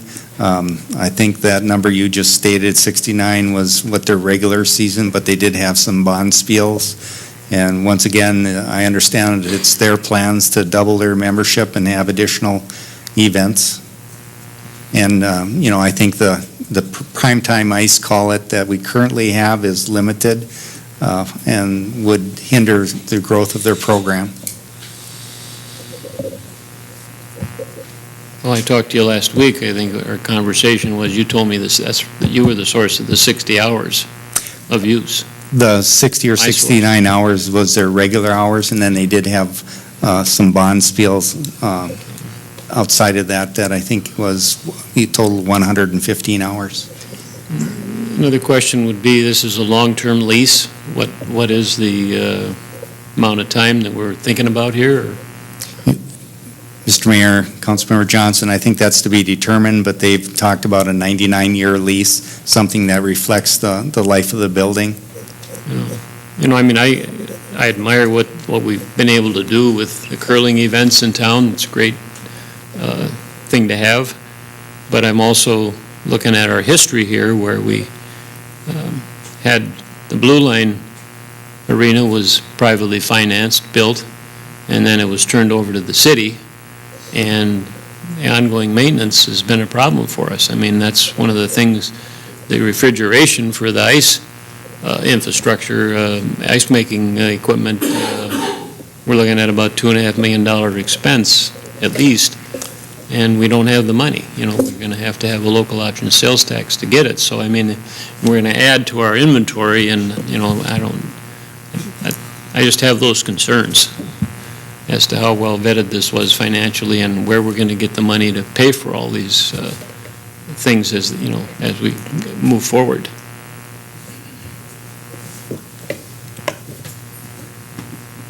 That's all. Okay, thank you. Councilmember Plowman. Thank you, Mr. Mayor. I am supportive of the group, and I'm supportive of the project. I think it could bring excellent economic activity and growth to the city. Mr. Johnson did hit on one of the points that was my prime concern, I guess, soil conditions, and that can be an unknown variable. And I was just interested in the possibility of maybe a contingency clause that it possibly comes back pending the results of soil analysis, as that, soils can change the scope of a project. It can go from one cost to another quite easily. So I think there might be some merit into putting that contingency clause in there. Otherwise, again, I'm supportive of the project as a whole. Would you like to make amendment to the motion? Yeah. Or would you like staff just to work on that and then bring it back? Because I think that my understanding is that once everything gets put together, it'll come back. Yeah, if that was... Maybe it's something staff can... If that is correct, and if it is going to come back, then I think it would make sense to at least have that in there as a possibility, a contingency clause pending the results of soil analysis. Mr. Peterson, do you kind of understand what we're saying there? Mayor Kelvin, members of the council, I understand what's being said. We have not put together any strategy to proceed with soil investigations, and we're awaiting action by the council before we take those next steps. So whatever the council's desire is, staff can carry out. Thank you. Councilmember Metzke. I'm sorry, were you done, Councilmember Plowman? I can be, yes. I like the direction of the conversation, though, yeah. Thank you. Councilmember Metzke, followed by Christensen. It does seem like a logical compromise for this ongoing opportunity, if you will. I think, instead of saying we're going to enter into it, if you say, make an amendment to the motion that we propose a tentative long-term lease, providing outcomes and costs of the land, or not the land, but of the land's obviously there, but the soil conditions and for that building footprint, as well as that installation of water and sewer. Because I think that'll answer all three questions that are out there about what does the lease look like, what's the soil going to look like, and the expenses, which would include water and sewer. But I think it would make it a tentative, and then it would all come back here. Because as it reads now, it tells us to enter into that agreement.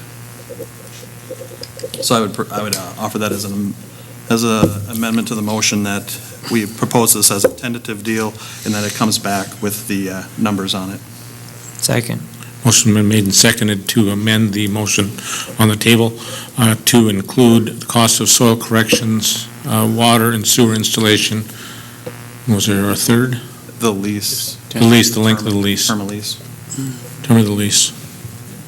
Discussion on the amendment to the motion. All in favor of the amendment signify by saying aye. Aye. Those opposed? The motion does carry. Continued discussion on the original motion. Councilmember Christensen. Thank you, Mr. Mayor. I too am concerned about costs and then the finances that the city's taking care of here without knowing. I'm glad that amendment was made. Since this is a private facility built by a private entity, Is there property taxes paid on this? Mr. Cruz? Mr. Mayor, Councilmember Christensen, yes, there would, or no, there wouldn't be any property tax. They'd be tax exempt as long as they stick to their use under the IRS designation. But if they'd rent for weddings and other opportunities, then it could become taxable.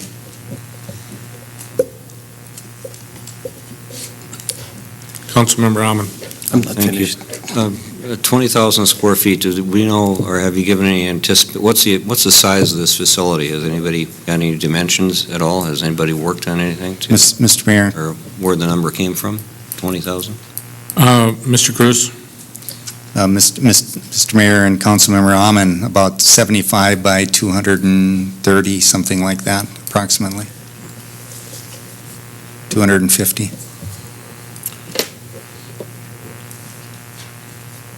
Thank you. Councilmember Christensen. Thank you, Mr. Mayor. Sorry I cut you off. I No, thought you were done. That's fine. I thought I was too. You had that look. If this facility is built on city property, they don't pay any property taxes, and they offer wedding parties, dances, or rental of the space out there, aren't we again going against the Holiday Inn and the Legion and the VFW and the KEC? They pay taxes in this city, and they would be putting some of the cost out there, basically the soil correction and whatever the city's going to do through our taxes. I don't like that. The private sector, if they're going to be in the private sector, there should be property taxes paid just like everybody else that's going to hold wedding parties or rent the space out, similar to the community center that's coming up down the road. I'm not against curling, but it seems that when somebody wants to do something of this nature or $1 million or more, they come to the city for time, effort, or money. And we would be basically giving some money with soil corrections and laying it out and putting the infrastructure in there. It isn't fair to the private sector. It just is not fair. Currently, I had a discussion with one of the members. He told me the current number of members was 100. That's a pretty small number in this community, and I don't think they all live in the city of Willmar, by the way. So if they double it, it's going to be 200 members. And I know that they'll have bond spiels and other events. However, isn't that also going to take away from rental at the Civic Center and the Blue Line Club? What are we doing? I mean, we're kind of going backwards here. They rented 69 hours, and I'm sure we could find that same amount of time for the coming year. But it seems to me we're doing the private sector a disservice. And with that small amount, those small numbers, I don't know.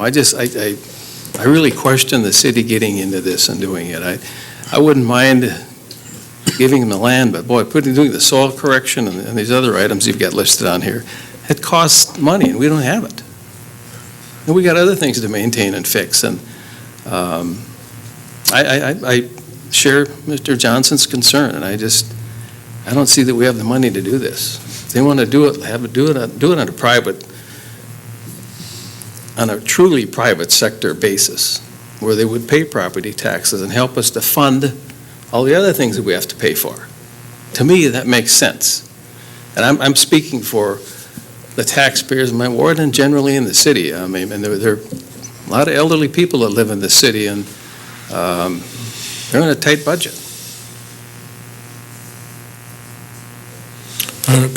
Mr. Cruz, can you answer the questions? I think I got 3 of them out of that, but. Mr. Mayor and Councilmember Christensen, as long as they stick to their curling, they would be tax exempt. But if they do wedding rentals, facility rentals, then their building would, for that duration or part of the year would become taxable. Okay. Who polices that? Well, I mean, the question was who polices that? That's covered in the lease. And then if it's outside of that, then that percentage would just be calculated back in from what I've been told. So, Councilmember Meske, followed by Anderson. Well, you sort of answered my question. I was going to say, a lot of those things can be worked into the lease agreement, and once you see the final numbers, we can have another discussion. I don't know what they are, so you're at a loss, but if it's a truly large amount, again, I would imagine could be further negotiation, but not knowing all those details at this point, I mean, I think saying we can't do it yet would be a little premature until you actually know what all the values are and what a lease looks like. So I'm looking forward to seeing what that looks like, but I wouldn't put a stops on a project like this at this point. It seems premature. Councilmember Anderson, followed by Fagerly. Thank you, Mr. Mayor. And I certainly don't want to put words in the curling club's mouth, but I thought I heard them say that they were not planning on putting air conditioning in that facility. Without air conditioning, that facility is not going to be usable for other activities like wedding receptions, and I also don't think that was a primary consideration for them. They are a 501c3, if I'm not mistaken. And if they were going to get into some other sort of business, they'd have to change their classification, and they would have to air condition the building, and they don't have the money for that. Councilmember Fagerly. Thank you, Mr. Mayor. Does any of the staff remember, was there any issues with soil when the Civic Center was built, or the Blue Line? It's not dredge material there, it's regular soil. I think that the report was, Mr. Cruz said it was about $6,000 of corrections when we did the connection between the Blue Line and Cardinal. Mr. Mayor, Finance Director Okins did look that up, and I asked if he could answer that. Mr. Mayor, members of the council, Councilman Fagerly, there was about 442 cubic yards, and it was about $6,600 corrections when they did the connection in the Blue Line Center. Okay, and this will be further west, isn't it? Northwest? It would be south, I believe, Southwest? if you look at the overhead projection. Okay. Can you give us the arrow on the area we're talking about, please? Mr. Mayor, members of the council, I'm not sure if the exact site has been determined yet.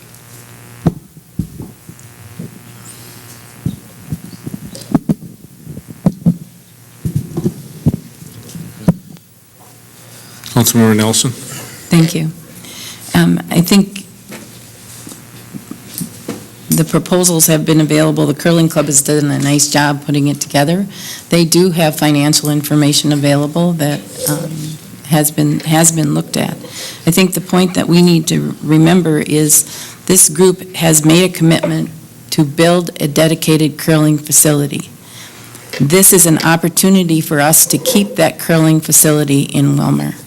Obviously, there's some steps that they need to go through to raise the funds, to make that financially feasible to do. But I think this is an opportunity to keep them on the site at the Civic Center. I think it will enhance our facility. It also opens up some additional time in the Blue Line Arena for hockey to be used. So I don't see this as a detriment. I see this as a real asset to our community, and it gives them the opportunity to build a curling facility and still be able to use some of the other facilities out there in the Civic Center. So they are a 501c3. Even if they bought their own land, they wouldn't be subject to property taxes. We're not looking to give away anything. I think this is very much a win for the city at a minimal cost to be determined. We aren't making a final decision. What we are trying to do is move forward to help negotiate a lease to see if this is something that the Curling Club is interested in and that ends up being a win for the city and for the Curling Club. They're here tonight if you have some specific questions. I think they've done a great job to put their proposal together. Their fundraising campaign is well vetted, and they are well on their way to having their own dedicated curling facility. I think our goal should be to put the best offer on the table to keep them in the Willmar community. And I think that's what this motion is trying to do, is to allow us to sit down and negotiate a lease that's a win for them and a win for the city of Willmar.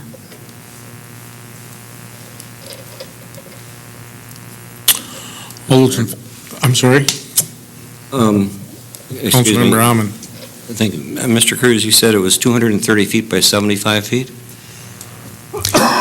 Maybe I could defer to the curling members, they're here. Well, 230 feet by 75 feet is 12,250, and now it says in here that you're having a 20,000 square foot facility, which leaves us with 7,750 square feet to do what? I'm just curious how these numbers don't jive. That's substantially different.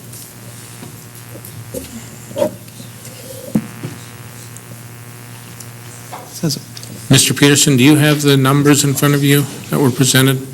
These rounds. Or Mr. Christensen, one of the two? As I recall off the preliminary plan that was submitted, it was approximately 245 by 75 with two appendages on that totaled right around 20,000 square feet.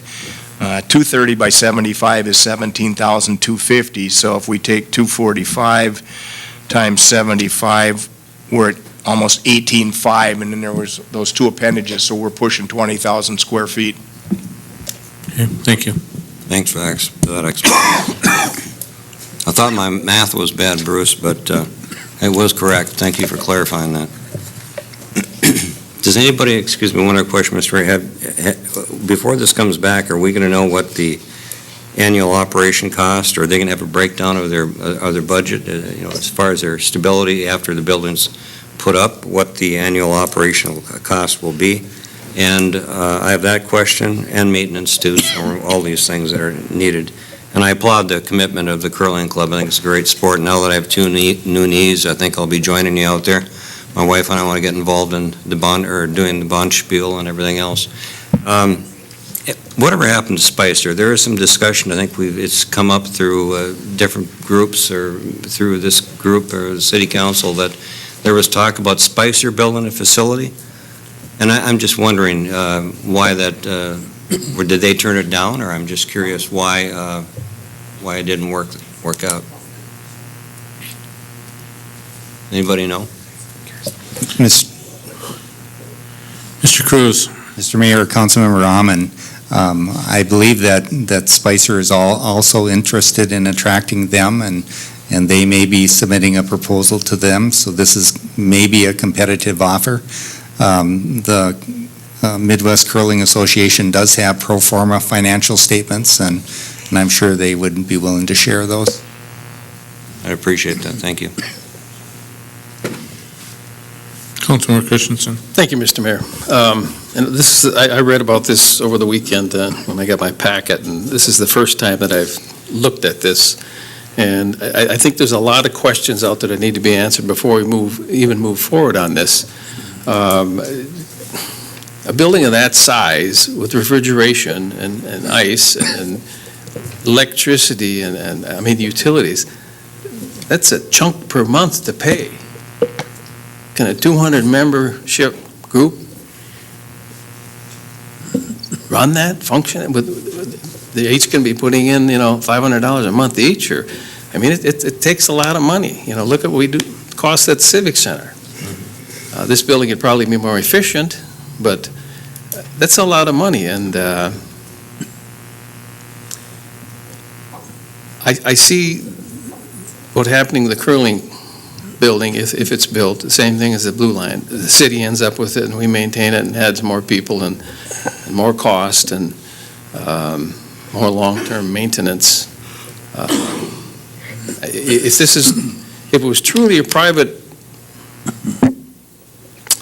endeavor, their own property, paying property taxes, and having their club, I'd be more than happy to see that. But at this point in time, I think there's too many questions that need to be answered. I need to see the capitalization and the dollars that's going to cost to maintain this, because we're putting up front a chunk of money. I don't mind giving them the land, but I mean, to do the soil correction and a few other things you got in it, that's money that could be spent on streets or maintenance of the Civic Center, which needs it. We're looking for money for all these projects, folks, and There's a lot of questions to be answered. Maybe we should get those numbers to the council first before we vote on something like this. We just seem to jump into everything when it comes to a great idea. And I'm just being very, very cautious. Councilmember Nelson. I believe the motion is just to move forward to negotiate this. It doesn't, we haven't signed the lease. We don't have a lease yet. This is a motion to put the best offer on the table for them and for us.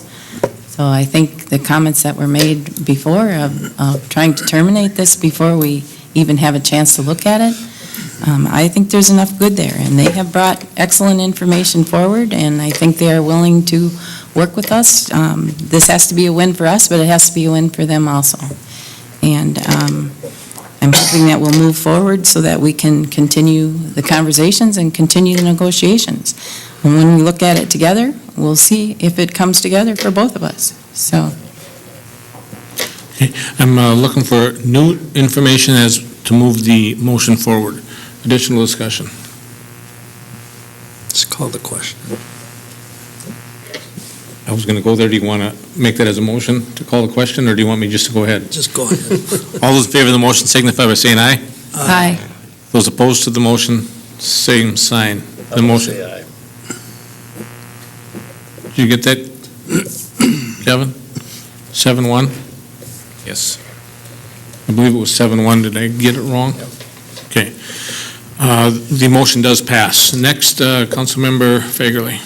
Item 6, plan review fees. The committee again discussed a proposal by staff to increase plan review fees from 40% of permit cost to 65% of permit cost. The committee had previously recommended the increase, but the matter had been referred back to the committee. Staff presented documents showing that the city's cost to provide building permit inspection services in 2015 was approximately $13,000 higher than the revenue received. The city received $98,730 in plan review fees in 2015. Of this amount, roughly $24,000 were residential plan review fees. These fees were collected from new single-family and multi-family housing and from all permits for additions and alterations. Going from 40% to 65% with the plan review fee would have generated an additional $12,000. It would have been nearly sufficient to balance out the revenue and expenses for permit fees and inspection services. Following discussion, a motion was made and seconded and passed to increase residential plan review fees from 40% to 65% of the permit costs, and I'll introduce that. Second.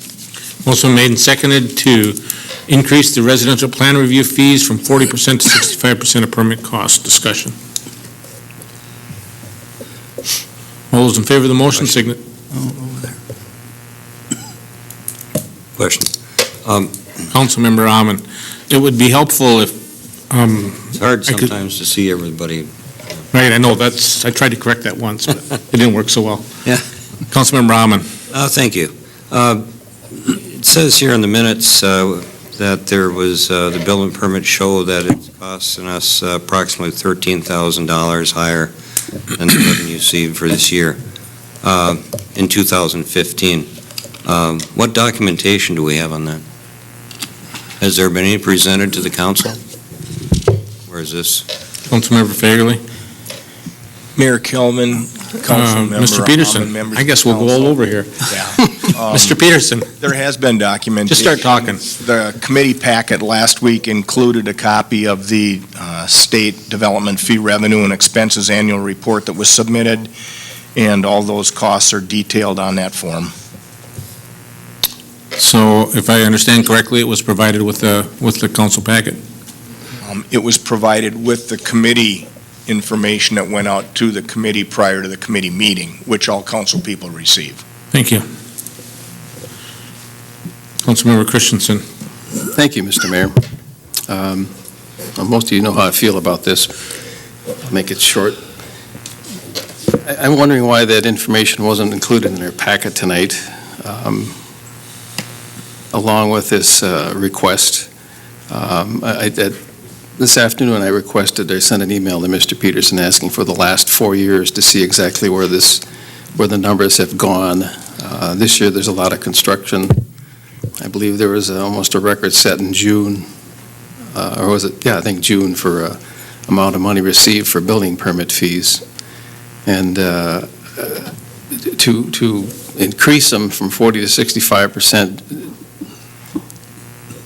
just to match the county doesn't make sense. So therefore, he comes with a $13,000 higher revenue than received.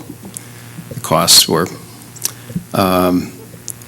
If anybody looked at the details of the cost breakdown for that department, included in there is administrative costs for secretaries of front, engineering, finance, police department, fire department, which I don't believe spend that much time to charge out that amount of money for the fees that he says they're falling short of. I wish the whole council would see that breakdown sometime. Was it presented to the Community Development Committee? Or was it just the state Mr. report Fagerly? that's due every year? It was not presented to the committee, just the report. It wasn't broken down, but, yeah, for their department, they have to use the fire marshal, they have to use the police chief, they have to use the city attorney, they have to use finance director and the city clerk. And the state law says they can prorate that. So, I mean, this fee is just for people that are using that service. You know, it's not that the contractors are paying it out of their pocket. And if you go to this, it'll be the same as what the county has. Consistency. I understand. However, the people this affects aren't here. They're the ones that are going to build a house next year, this fall, or the next 2 years. They aren't here to speak for it. I happen to be in the house building business along with Mr. Amon, and so I'm kind of speaking for them and down the road. And housing costs are going pretty wild. It costs a lot of money to build a new home these days. But the idea is that my point is this is a revenue-generating item.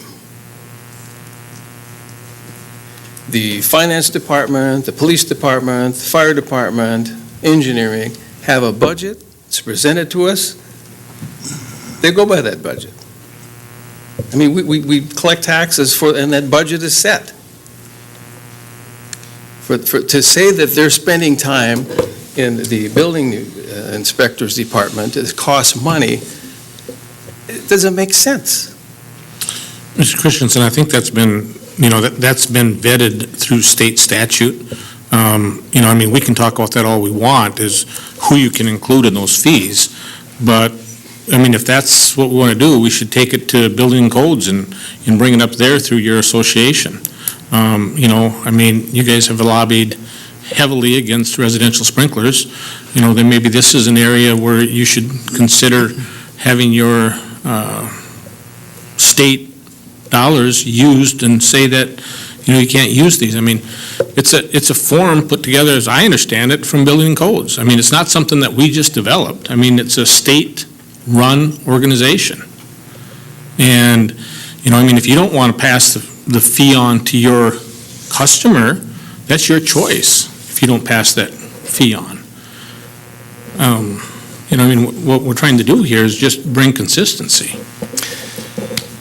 I'm glad you brought that up. We just merged our assessing department with the county. We have 4 building permit jurisdictions within this county. Why don't we put them all over Candy County? Well, why don't we merge them? Why don't we give the city? We have a motion on the table now. We could certainly look at that. Okay.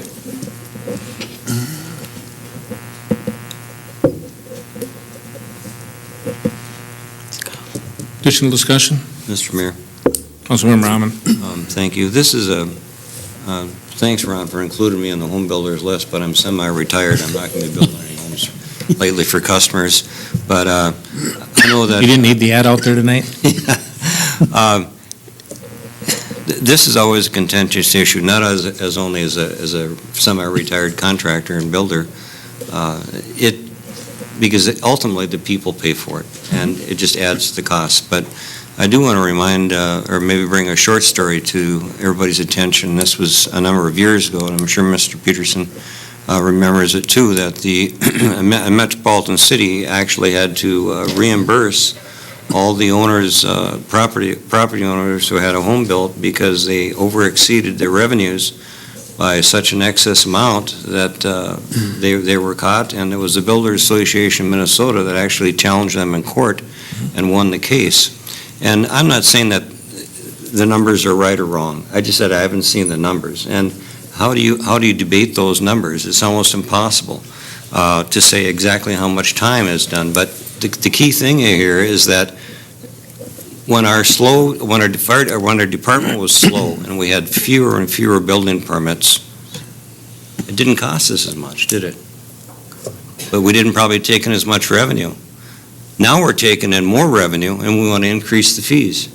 We have a bad year, and every one of these employees are all budgeted into our budget every year to take care of the services to provide for the people. And I can't see that always raising fees is the answer. There's some of these, well, I said it before, Irma Peterson, God bless her soul, said, I don't know why we even have permit fees, because they're putting an investment into our community and they're planting roots, and those taxes will be coming in for 100 years before the house is torn down. So I don't quite understand the fees for the people that are especially trying to be able to afford a home. I know this is only a small amount, but it adds to the cost of building, and it's not affordable housing anymore.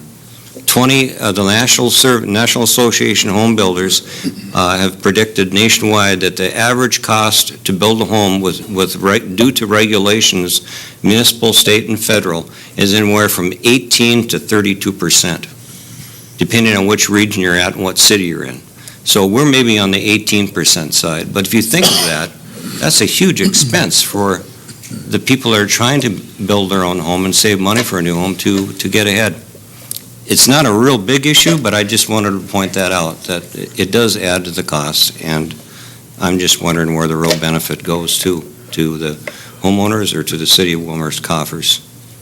Call for the question, Mr. Mayor. Is there a second to that? I'll second that. All those in favor of calling the question signify by saying aye. Aye. Those opposed, same sign. No. I believe it passed. It's All in favor? It's a two-thirds. Right, but I only heard one. Is that correct?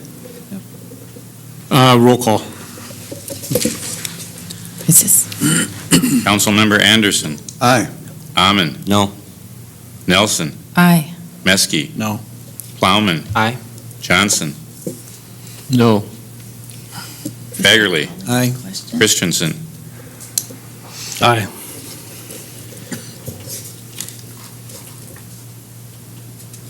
Failed. Okay, 5-4 motion to is call the not question two-thirds. failed. Councilmember Meskey. I know this came up before we talked about this in committee. My question was, at the time, the 25% increase in a fee in 1 year seems to be excessive to me. And I was wondering if it was a more logical piece. I appreciate the idea of trying to equalize fees like that, and I understand that there's state-regulated types of things, but a gradual increase to get to that seems more logical than to go from 40% to 65 in 1 year. Did you figure that out, Kevin? I'm still doing the math to see if that's Hey. two-thirds. Okay. I was just going to do the same thing. Steve, could you help us, please? Yeah, get the phone out. I got to say what. I was trying to get my calculator up. I couldn't get it up, so. No, 64, it's not two-thirds. Okay. Additional discussion. Councilmember Nelson. Mr. Peterson did a great job at the committee meeting discussing this, and I thought that our conversation that took place after the motion was probably more important than worrying about this particular item. And I'm wondering if Mr. Peterson would be willing to comment about just how the percentages were arrived at. But I think if we're really interested in home ownership, we need to roll up our sleeves and take a look at perhaps some other programs that other communities are doing to enhance building, and it doesn't come back to fees. I hate to put staff on the line here when this is a council decision. He did a great job explaining. Mr. Peterson, go ahead.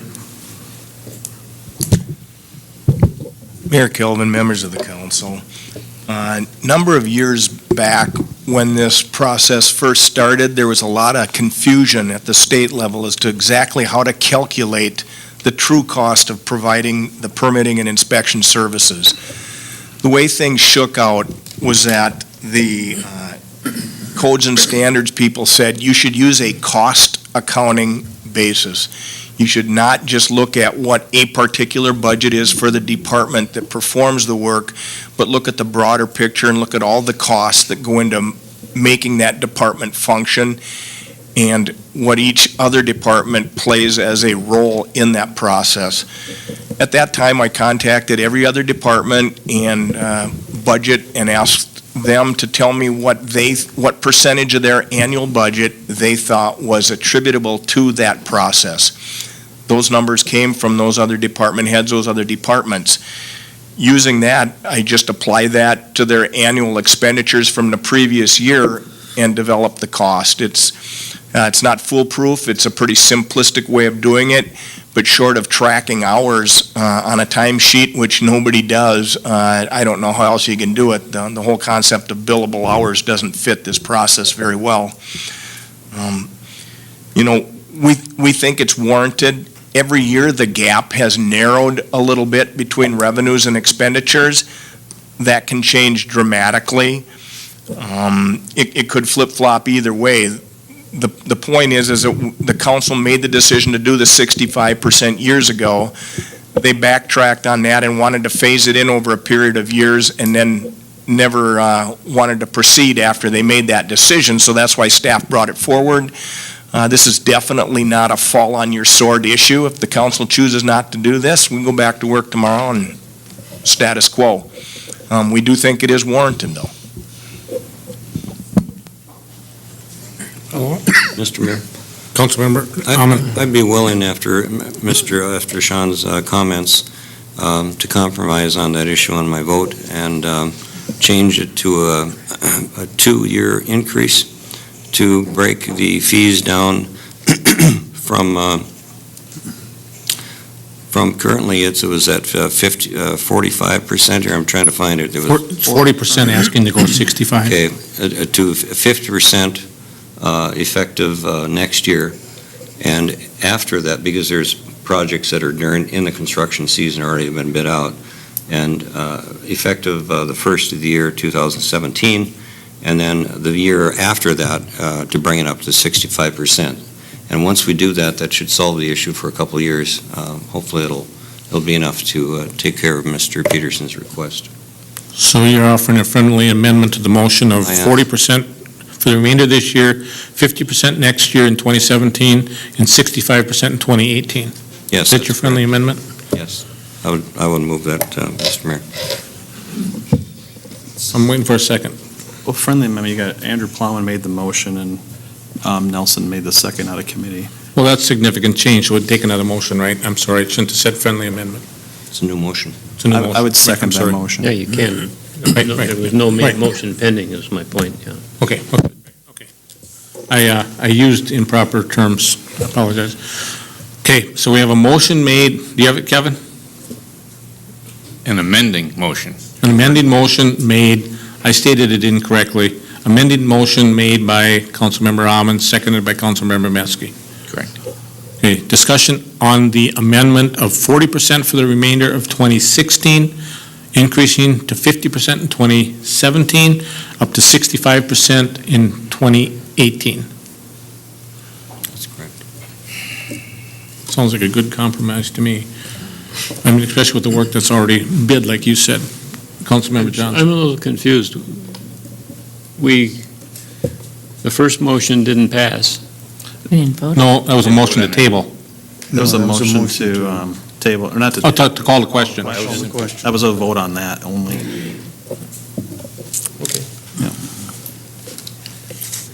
All in favor of the amended motion? Kevin, and you have it, correct? I mean, you understand it? I mean, I think I understand it, I think. Three-part phase-in from the main motion. 3 different years. Councilmember Nelson? The motion is to approve, to amend it, or is this a final? No, this is the amendment. The amendment of That's not how you 40% said for it. the remainder of 2016, 50% for 2017, 65% for 2018 This is the amendment. is the amendment. That's Not what what I- we're voting on, the amendment currently. That's why I want to make sure Kevin had that, so. All those in favor of the amendment signify by saying aye. Aye. Those opposed? No. Roll call. Oh, this is a simple majority, correct?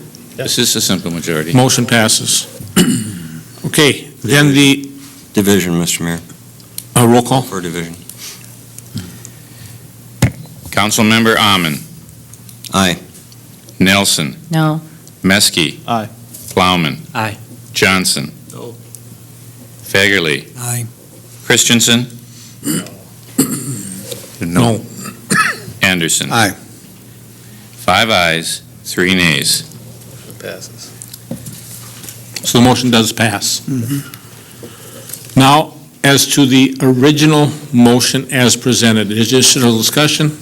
Seeing and hearing none, all in favor signify by saying aye. Aye. Aye. Opposed? Aye. Division.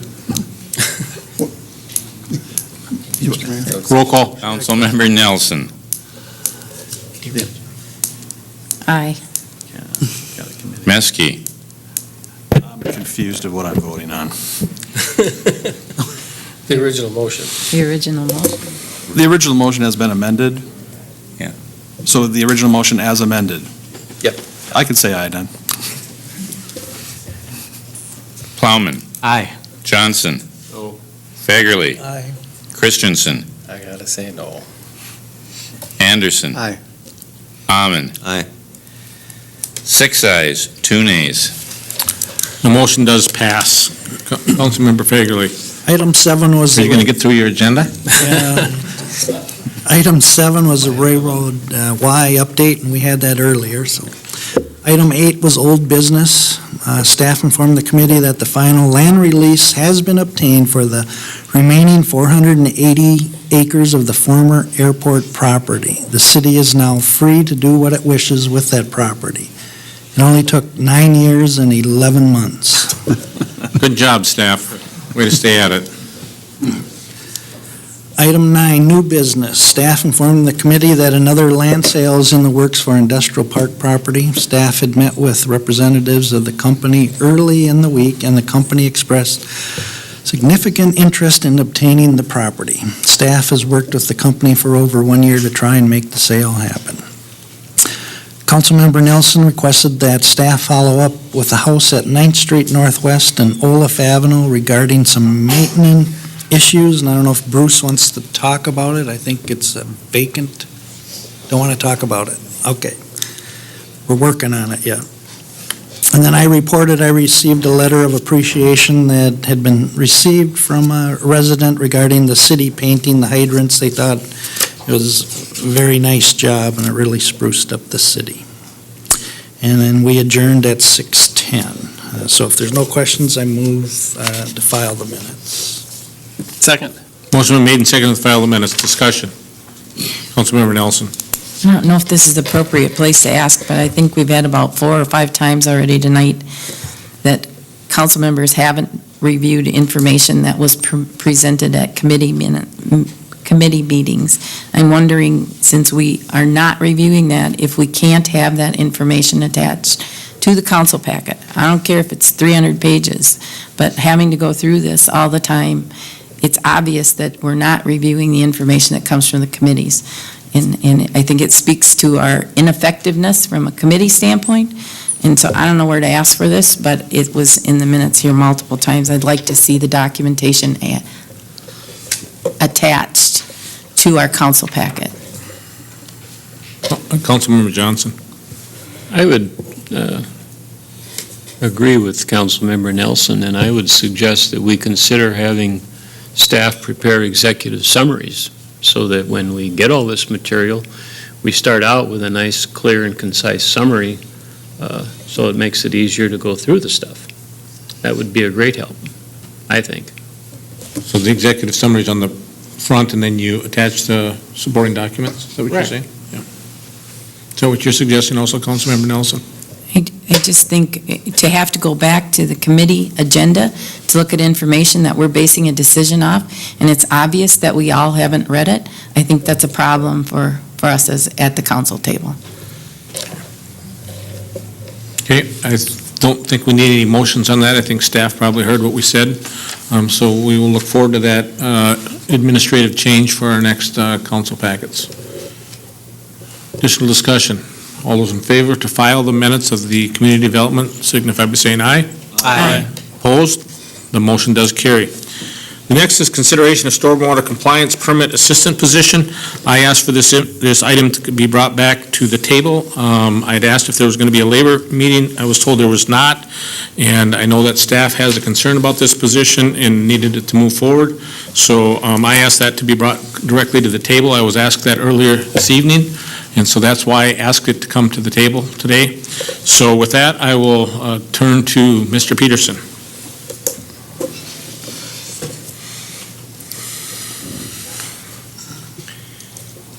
Mayor Kelvin, members of the council. From a staff perspective, I'm not really sure what there is to add to the discussion at this point. The Public Works Director and I have looked at numerous options with the city administrator to try to figure out how to take care of the needs that currently exist in the area of stormwater compliance. There is not staff time available as it currently stands with the positions that are in place. We see a great deal more follow-up from MPCA in the future, given the city's status as an MS4 community. We see that there's great benefit to this position, not only to deal with stormwater issues, but to be another person in the field and to deal with zoning matters, other code enforcement issues. And this person would have an awful lot of work to do just given the current workload. I'm reluctant to frame this position in the context of the current situation regarding the elimination of the assessing department. It obviously does correlate to the elimination of that department in that we have an employee that is in the union that would choose to exercise bumping rights, and this person would be qualified and is interested in taking on the position of the stormwater compliance officer and a permit assistant.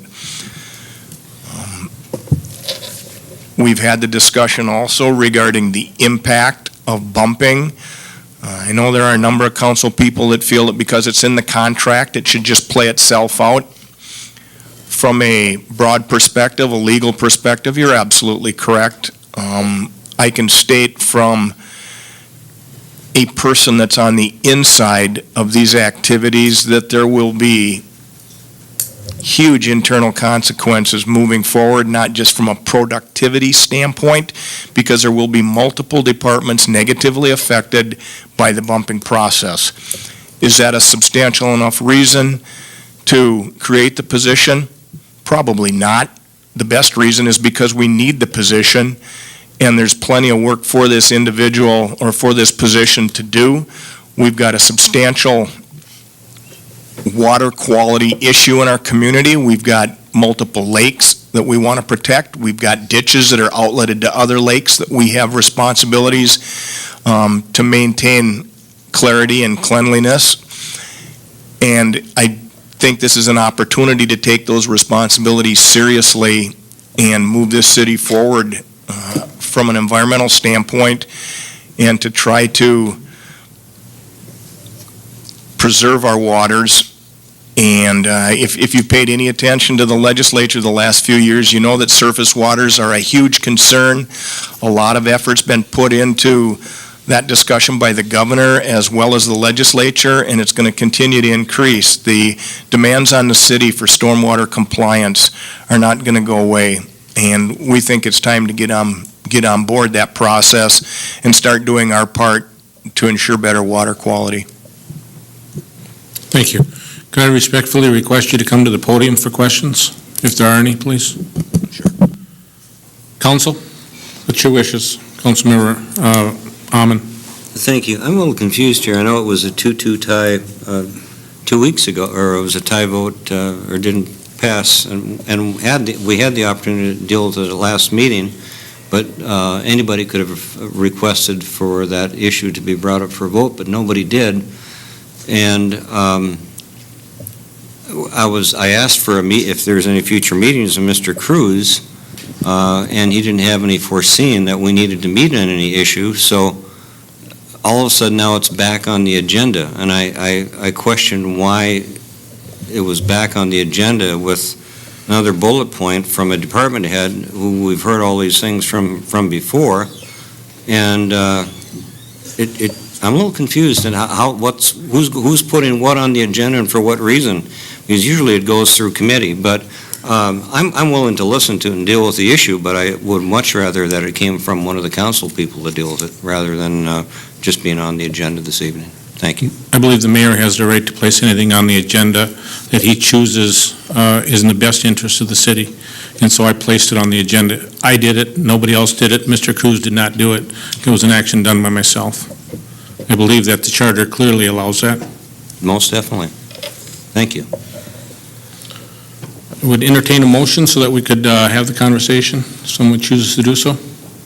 I'll introduce the motion to approve the stormwater compliance officer to get the conversation going. Second. Motion been made and seconded. Discussion. Councilmember Johnson.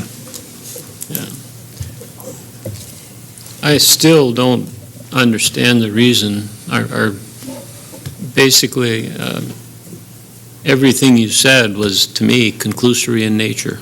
I don't know where we're falling behind. Apparently, this job was getting done without any problems. We had something like 2 citations. Those involved no fines. I assume they were easily correctable, relatively low-level matters. I just don't see where the job wasn't getting done, Bruce. And I'm particularly still troubled by this was foreseeable when we entered those negotiations. And after negotiations, we had 3 or 4 different proposals from Administrator Cruz to try to deal with the fact that our employees, in spite of the negotiations, didn't want to go to the county.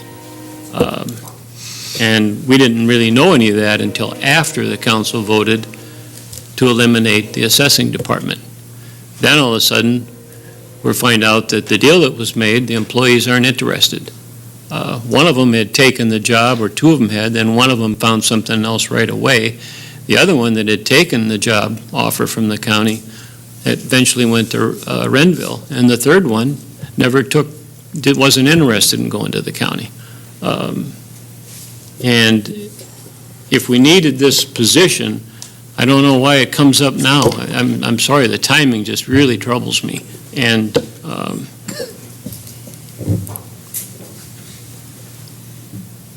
I just don't, I have trouble when it comes up in the manner that it came to the surface. It wasn't a problem until somebody was going to be bumped. Then it was a problem.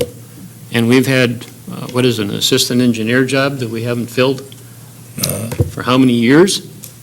And now all this That position is filled. That position's filled. Engineering tech that isn't filled, that's been funded for years. That's the one I was thinking of. Okay.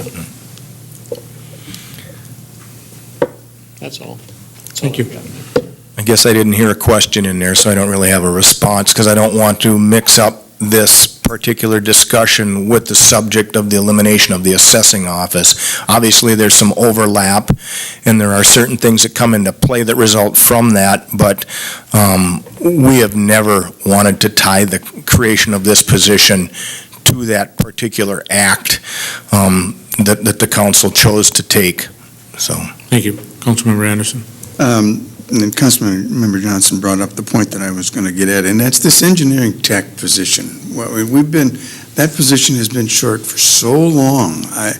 And I don't know if we can figure out a way if that was filled to help do some of this additional work.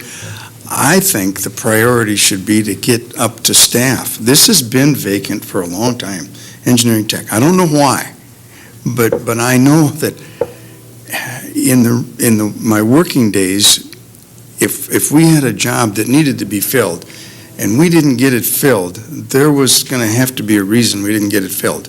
And we need to figure out why we can't get it filled. If whatever the reason is, let's bring it up and let's solve it. Let's get up to staff.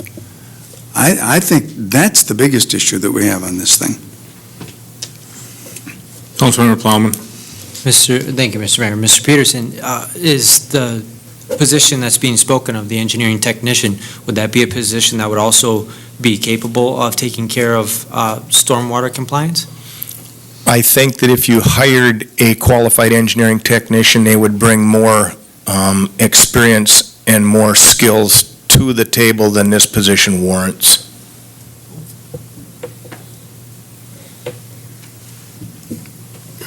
Councilmember Christensen. Thank you, Mr. Mayor.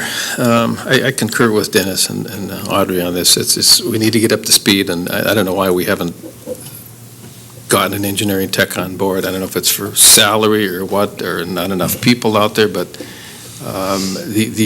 as Mr. Johnson stated, the job has been getting done. I mean, the form's been filled out, this annual one that we have to do, it's pretty repetitive. If the form from one year to the next is just kind of changing the numbers, the amount of waste we take off the streets and gravel and sand and leaves and junk and a few other items. Again, the jobs have been getting done, and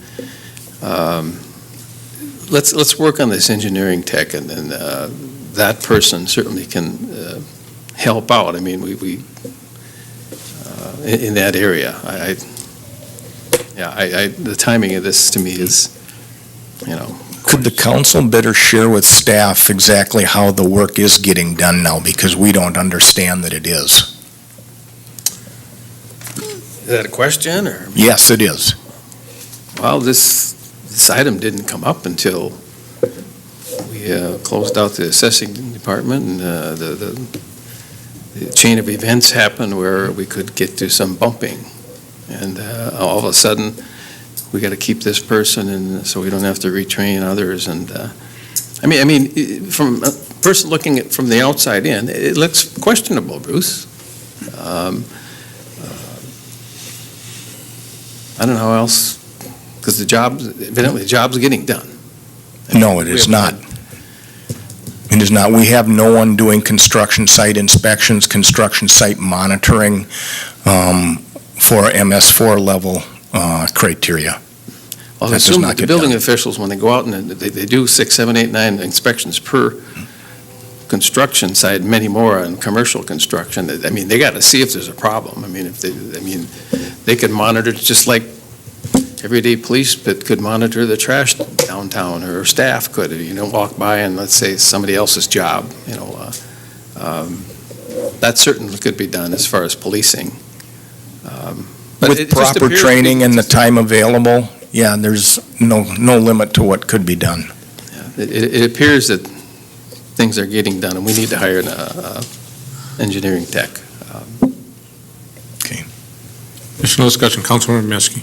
We talked about, at the committee, we asked them to, when they first came with the proposal, it was fairly bare bones, and then they brought it back with all of the meat on it, and we wanted to talk about cost benefit to the city, and there was a bunch of compliance issues that, we talked about two of them that we got cited, and I don't know if this is connected, but when we were talking about the school thing earlier, They talked about a settling pond bank breach, I heard. Would that be another thing where we could be in non-compliance and this person could have seen that kind of thing? And when you talk about those, maybe you can explain what could be the fees? I mean, they choose not to levy them against us, but what would this position protect the city from as far as liability for non-compliance? Mayor Calvin, members of the council, Councilmember Meske, recent research has shown examples of municipalities being fined anywhere from $3,000 to $20,000 per violation, depending upon the severity. Right. And so when you talk about it not being done, as soon as it's not being done and they don't give us a pass perhaps on one of these things, you're going to really notice that it's not getting done, because we're going to be sitting with a great big fee. So it's wonder of, this position, is it proactive so you don't get to that point, or are we going to be reactive and wait till it happens and pay the fees? That's where I think the question is. Yep. And again, with respect to the timing, it's never a good time to request new staff.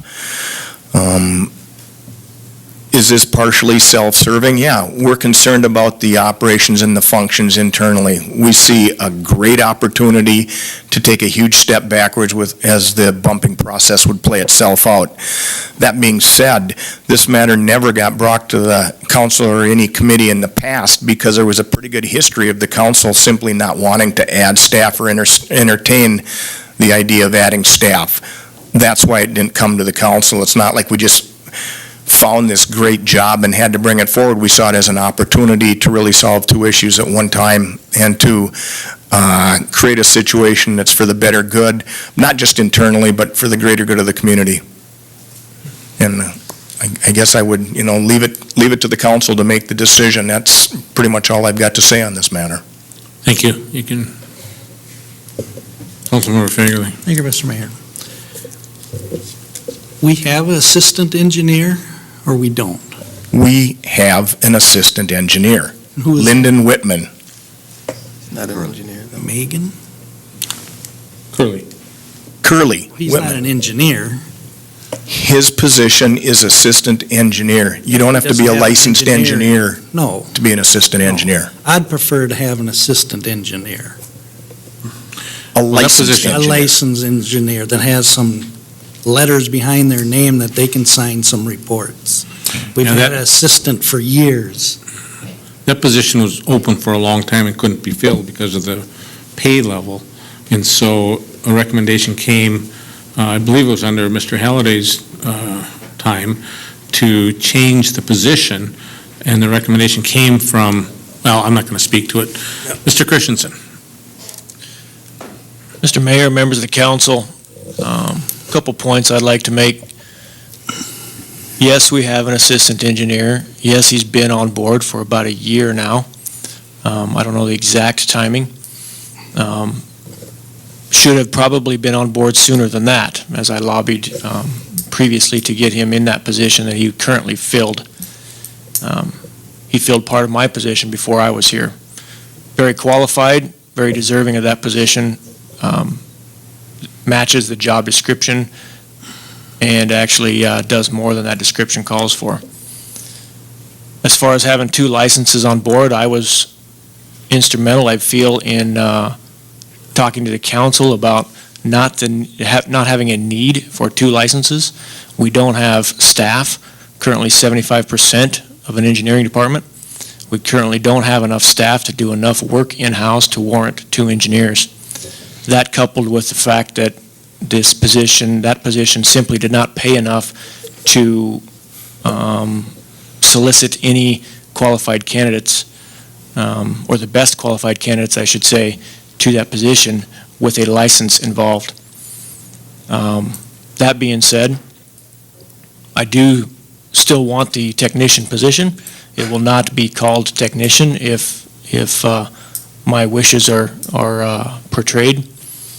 We are needing of that other additional position in the engineering department, what I'll say at this point, to aid in the design, the construction, the staking, the inspection, that, again, that we are at 75% capacity now. With the council considering adding, I've heard anywhere from $200,000 to $600,000 in additional streets or projects, What we're looking at by not adding that additional engineering position, as well as this stormwater position, is the real need to have more consultants, which I know the history of the council and consultants has been a negative one. Councilmember Christensen. Thank you, Mr. Mayor. These violations that occur, one needs to understand that the MPCA and EPA do not recognize acts of God, terrorism, or war. One of the violations in Willmar was over the school, the new school. They got a holding pond over there with collect some water, and we had, 4 inches of rain on a Saturday, Friday, and it breached, went over, and they say it caused a problem. That's a violation. Nobody on staff could have corrected that. The construction people over there did all they could to make sure that that water wasn't going to go over the banks and go into one of our ditches. They did everything they could. But the MPCA says you violated. And it's the city's responsibility. It isn't the schools or the construction company. It falls under the city of Willmar, our responsibility, as I understand that Sean told us at the Public Works meeting. So we're in a conundrum. I mean, this is it's kind of a catch-22. That position is not going to catch these violations. And I think that was the major violation. One of the lift stations was another one, but that was kind of minor. They didn't give us any fine on it. But that's how they operate. And a position is not going to make something like that go away. I mean, it's going to happen. We're going to have heavy rains and something's going to happen. The water is going to force dirt down the sewer or the ditch. So if you understand that, you'll understand that this position would not have caused that to not happen. And then the timing thing again. But anyway, point made. Councilmember Nelson. Thank you, Mayor. Mr. Peterson, I'm troubled by the fact that you said that there are things that aren't getting done. And I just want clarification if there are required things that aren't getting done, or if there, I understand the complexity of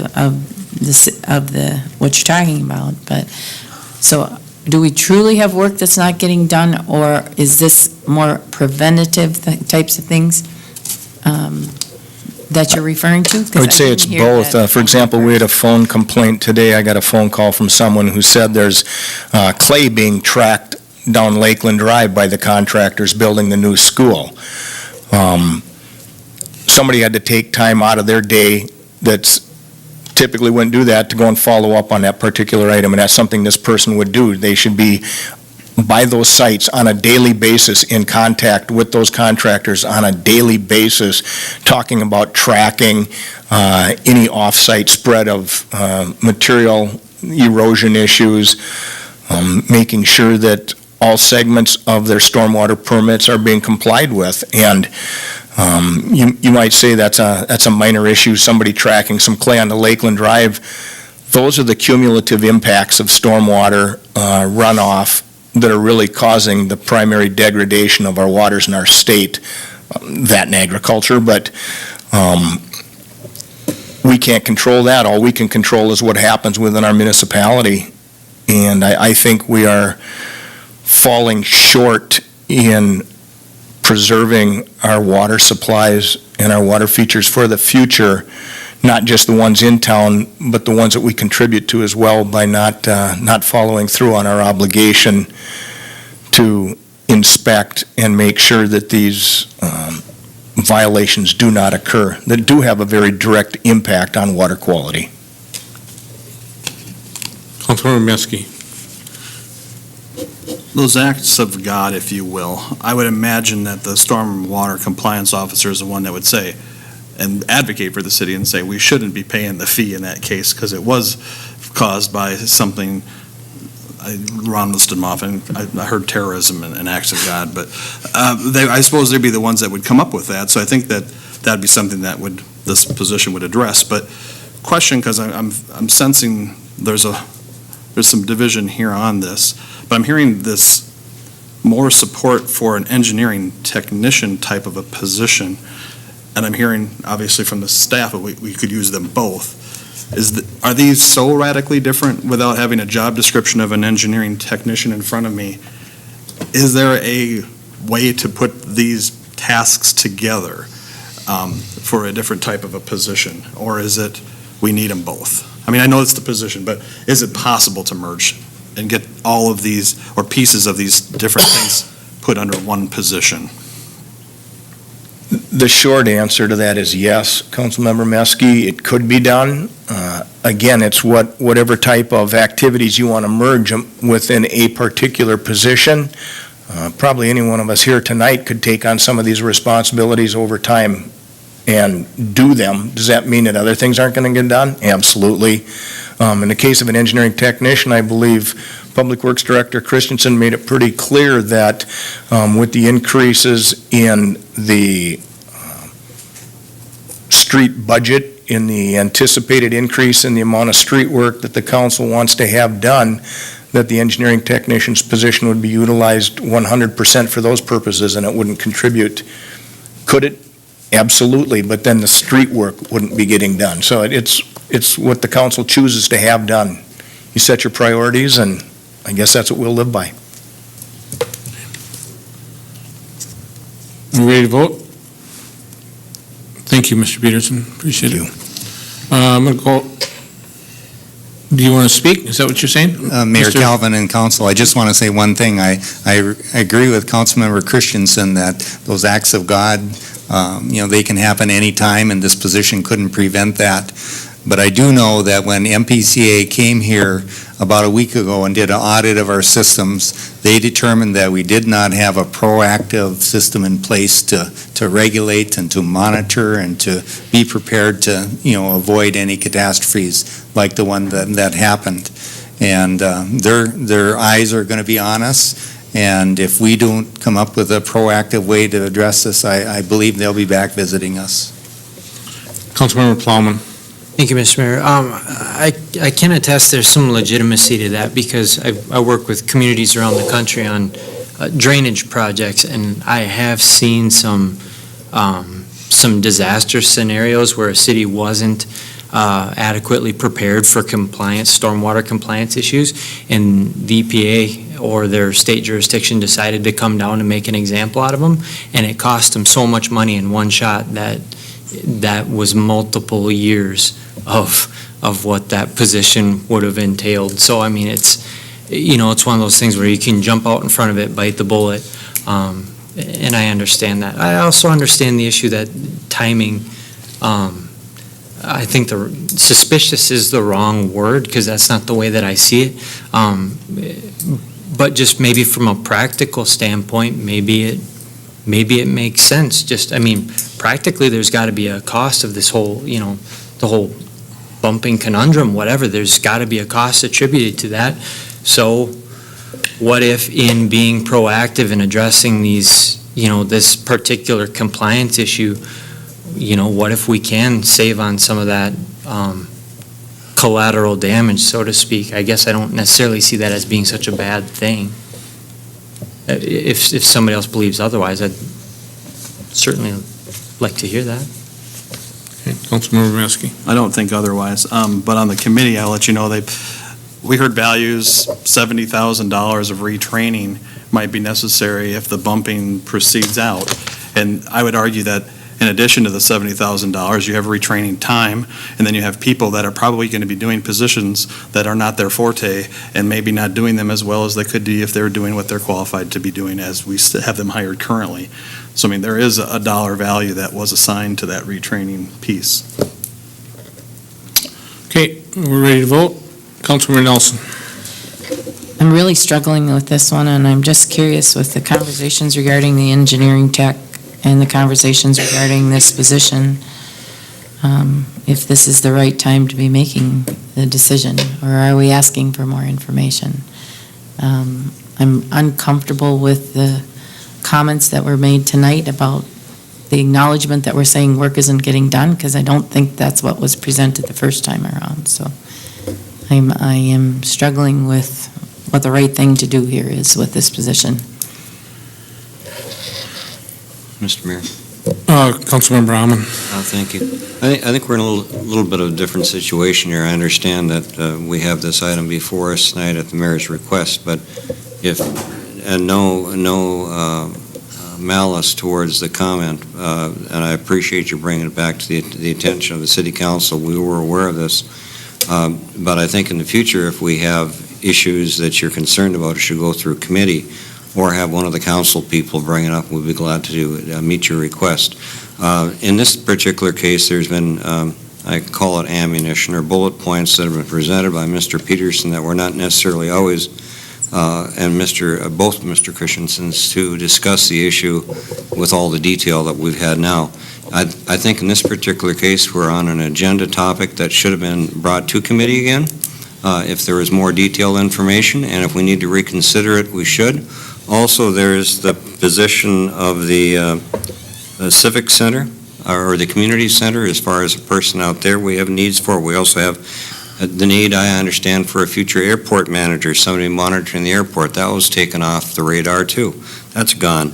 So there's other needs, too, and we have to somehow maybe revisit this again. And it's not saying no, but I think I would rather bring it back to committee and see if there's other options. I think there's a way of working through this so everybody can get along and also meet the needs of the departments.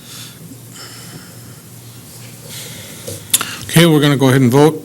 I'm sorry, Councilmember Meske. I think by having this dialogue, I think we owed it to staff to have this dialogue. And if you weren't going to put it on the agenda, I probably would have put it on the agenda because, and that would have been, we would have had it anyway. They would need direction of what we want to do. And I'm hearing it, maybe a switch of direction, that maybe there's other positions that people are entertaining. And so if you want, if the council would want, I mean, I can withdraw the motion if there's a commitment to be bringing this back to labor to talk about this position or the overall needs, because we've just heard a few more that aren't being addressed. And we need to have a frank conversation about who needs to be hired and to finish the jobs that are not being done in the city, because that is of a major concern. So if that would make people happy, I would be more than happy to withdraw my motion to approve this position at this point. Well, I think we got the motion on the table. I mean, I think it's, that puts us off another 2 weeks. Staff continues to muddle for another 2 weeks. I mean, this is why I asked for an HR position, a few months after I came in as mayor, and, that position still hasn't been filled. So we don't have a good track record of following through with what we say we're going to do. And so that's concerning to me. I think staff needs to know the direction to go. I mean, we continue to have a person sit at City Hall, the turmoil that's being caused. I was in there today. I mean, the stress level between staff is remarkable, to put it mildly. And, I mean, people want a decision. And continuing not to make a decision doesn't bring stability to an organization. Mr. Meske. I agree with everything you said. However, with that said, I'd say we have to be then committed, regardless of what happens with this vote, that this is going to go back to labor to talk about the needs of the city. Because you can send the message, but if the message is no, and then there is no follow-up of reviewing it again, that sends the wrong message, and that's not the message ultimately we want to send. Correct. Or if you don't have a meeting. All right. Yeah. Okay, we're going to do roll call. Mr. Halliday. Councilmember Meske. Aye. Plowman. Aye. Johnson. No. Fagerly. No. Christensen. No. Anderson. No. Amon. No. Nelson. No. 2 ayes, 6 nays. Motion fails. Next, we have consideration of City Park Special Event on-sale liquor license holder. Mr. Halliday. Mr. Mayor, members of the council, you have before you a City Park special event permit for the Willmar Stingers to hold Margaritaville on August 5th, 2016, with a plan to serve a full array of liquor. And as you know, they're an on-sale liquor holder for malt liquor only. Unfortunately, this permit came to our office in such a short notice. It did not have proper time to go to the Community Ed and Recreation Board that is required by our ordinance for these. However, they have heard this before. It's probably been 4 or 5 years of continually doing this, and there have been no problems before. So staff chose to put this on for the council to approve, and it's contingent upon approval of the police department, who has, at this point, reviewed everything, and everything is in order. So it is staff recommendation to approve this permit for this event on Friday night. Move to approve staff's recommendation. Second. Motion been made and seconded to approve the City Park Special Event on-sale liquor license. So there's no contingencies then, Kevin? No, sir. We have everything in order. As presented. Discussion, Councilmember Anderson. Isn't there a contingency on the police department approving it? He said that it was approved, that the police department did look at it. They have received it by this time and have no concerns. All right, I'm sorry. Additional discussion? Roll call? Councilmember Plowman. Aye. Johnson. Aye. Fagerly. Aye. Christensen. Aye. Anderson. Aye. Amon. Aye. Nelson. Aye. Meske. Aye. 8 ayes, 0 nays. The resolution passes. I'm sorry, the motion passes. Next, we have consideration of local option sales tax projects of regional significance. Mr. Mayor, you skipped Missed one. 14. Oops, I'm sorry.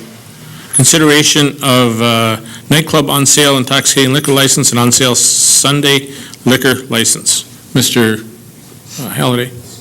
Mr. Mayor, members of the council, you have before you a mid-year sale of an on-sale liquor holder license, which is the new Fireside, to Diamante Nightclub with new owners. The police department has reviewed all the details of the liquor license for the new owners, and it is staff's recommendation that we approve the new license for the Diamante Nightclub for the on-sale intoxicating license that'll go through April 25th, 2017, and the on-sale Sunday liquor license that'll go through the end of this calendar year. Move to approve. Second. Motion made and seconded to approve the Diamante nightclub on sale intoxicating liquor license and on sale Sunday liquor license. Discussion. Roll call. Councilmember Johnson. Aye. Fagerly. Aye. Christensen. Aye. Anderson. Aye. Amon. Aye. Nelson. Aye. Meske. Aye. Plowman. Aye. 8 ayes, 0 nays. The motion carries. Next is consideration of local option sales tax projects of regional significance. And we go to Mr. Cruz. Mayor, Calvin, and council, at the July 18th City Council meeting, the council reviewed the proposed resolution regarding the local option sales tax and directed the city attorney to clarify the resolution and ballot question regarding capital costs and financing costs. Further, staff added to both the resolution and ballot the excise tax, which relates to a $20 fee for vehicle purchases as follows.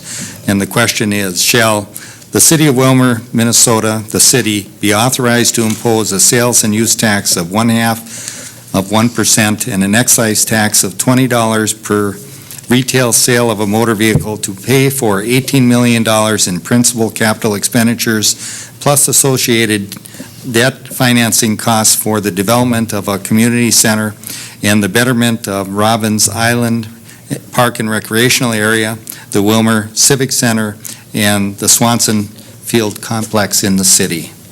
And with that, staff seeks your direction on pursuing the local option sales tax.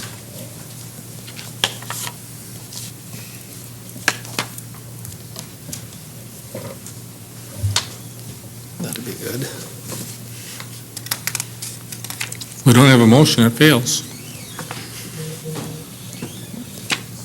Well, I'll move to approve for discussion. Second. Motion made and seconded to approve the discussion. Discussion. Councilmember Christensen. Thank you, Mr. Mayor. I get the feeling that this community center improvements for $10 million is really a field house in disguise. I mean, we've been told that the community center, if we were to build a new one, would be anywhere from $3.1 to $4.2 million. Why the $10 million? Even if we built a new one, it would be 4.2 or less. I don't get it. Is the group or whoever brought this $10 million community center improvement forward, are they really hiding something? I mean, we don't need $10 million for community center improvements. I get that feeling, and the community center, its present location, if you talk to the seniors that are going there, want it to stay there or in town. It won't be used by the seniors much if it's shipped out and built at the Civic Center. This is what I hear. I think we need to just remodel the one that's there or fix it up. If it takes $800,000, stick that in there for it. That's my feelings on it. The other Civic Center development, we definitely need that. The Robbins Island improvements, we could use it there. Swanson Field improvements. We could also use some dedicated money, maybe, to quiet zones on 7th, 10th Street, as we all got an email from Mr. Chris Peterson stating that. And we can't come up with the money for a quiet zone because it's a lot of money. But maybe that would be a proper place for it. I bring this up strictly for discussion. Councilmember Johnson, followed by Fagerly. Thank you, Mr. Mayor.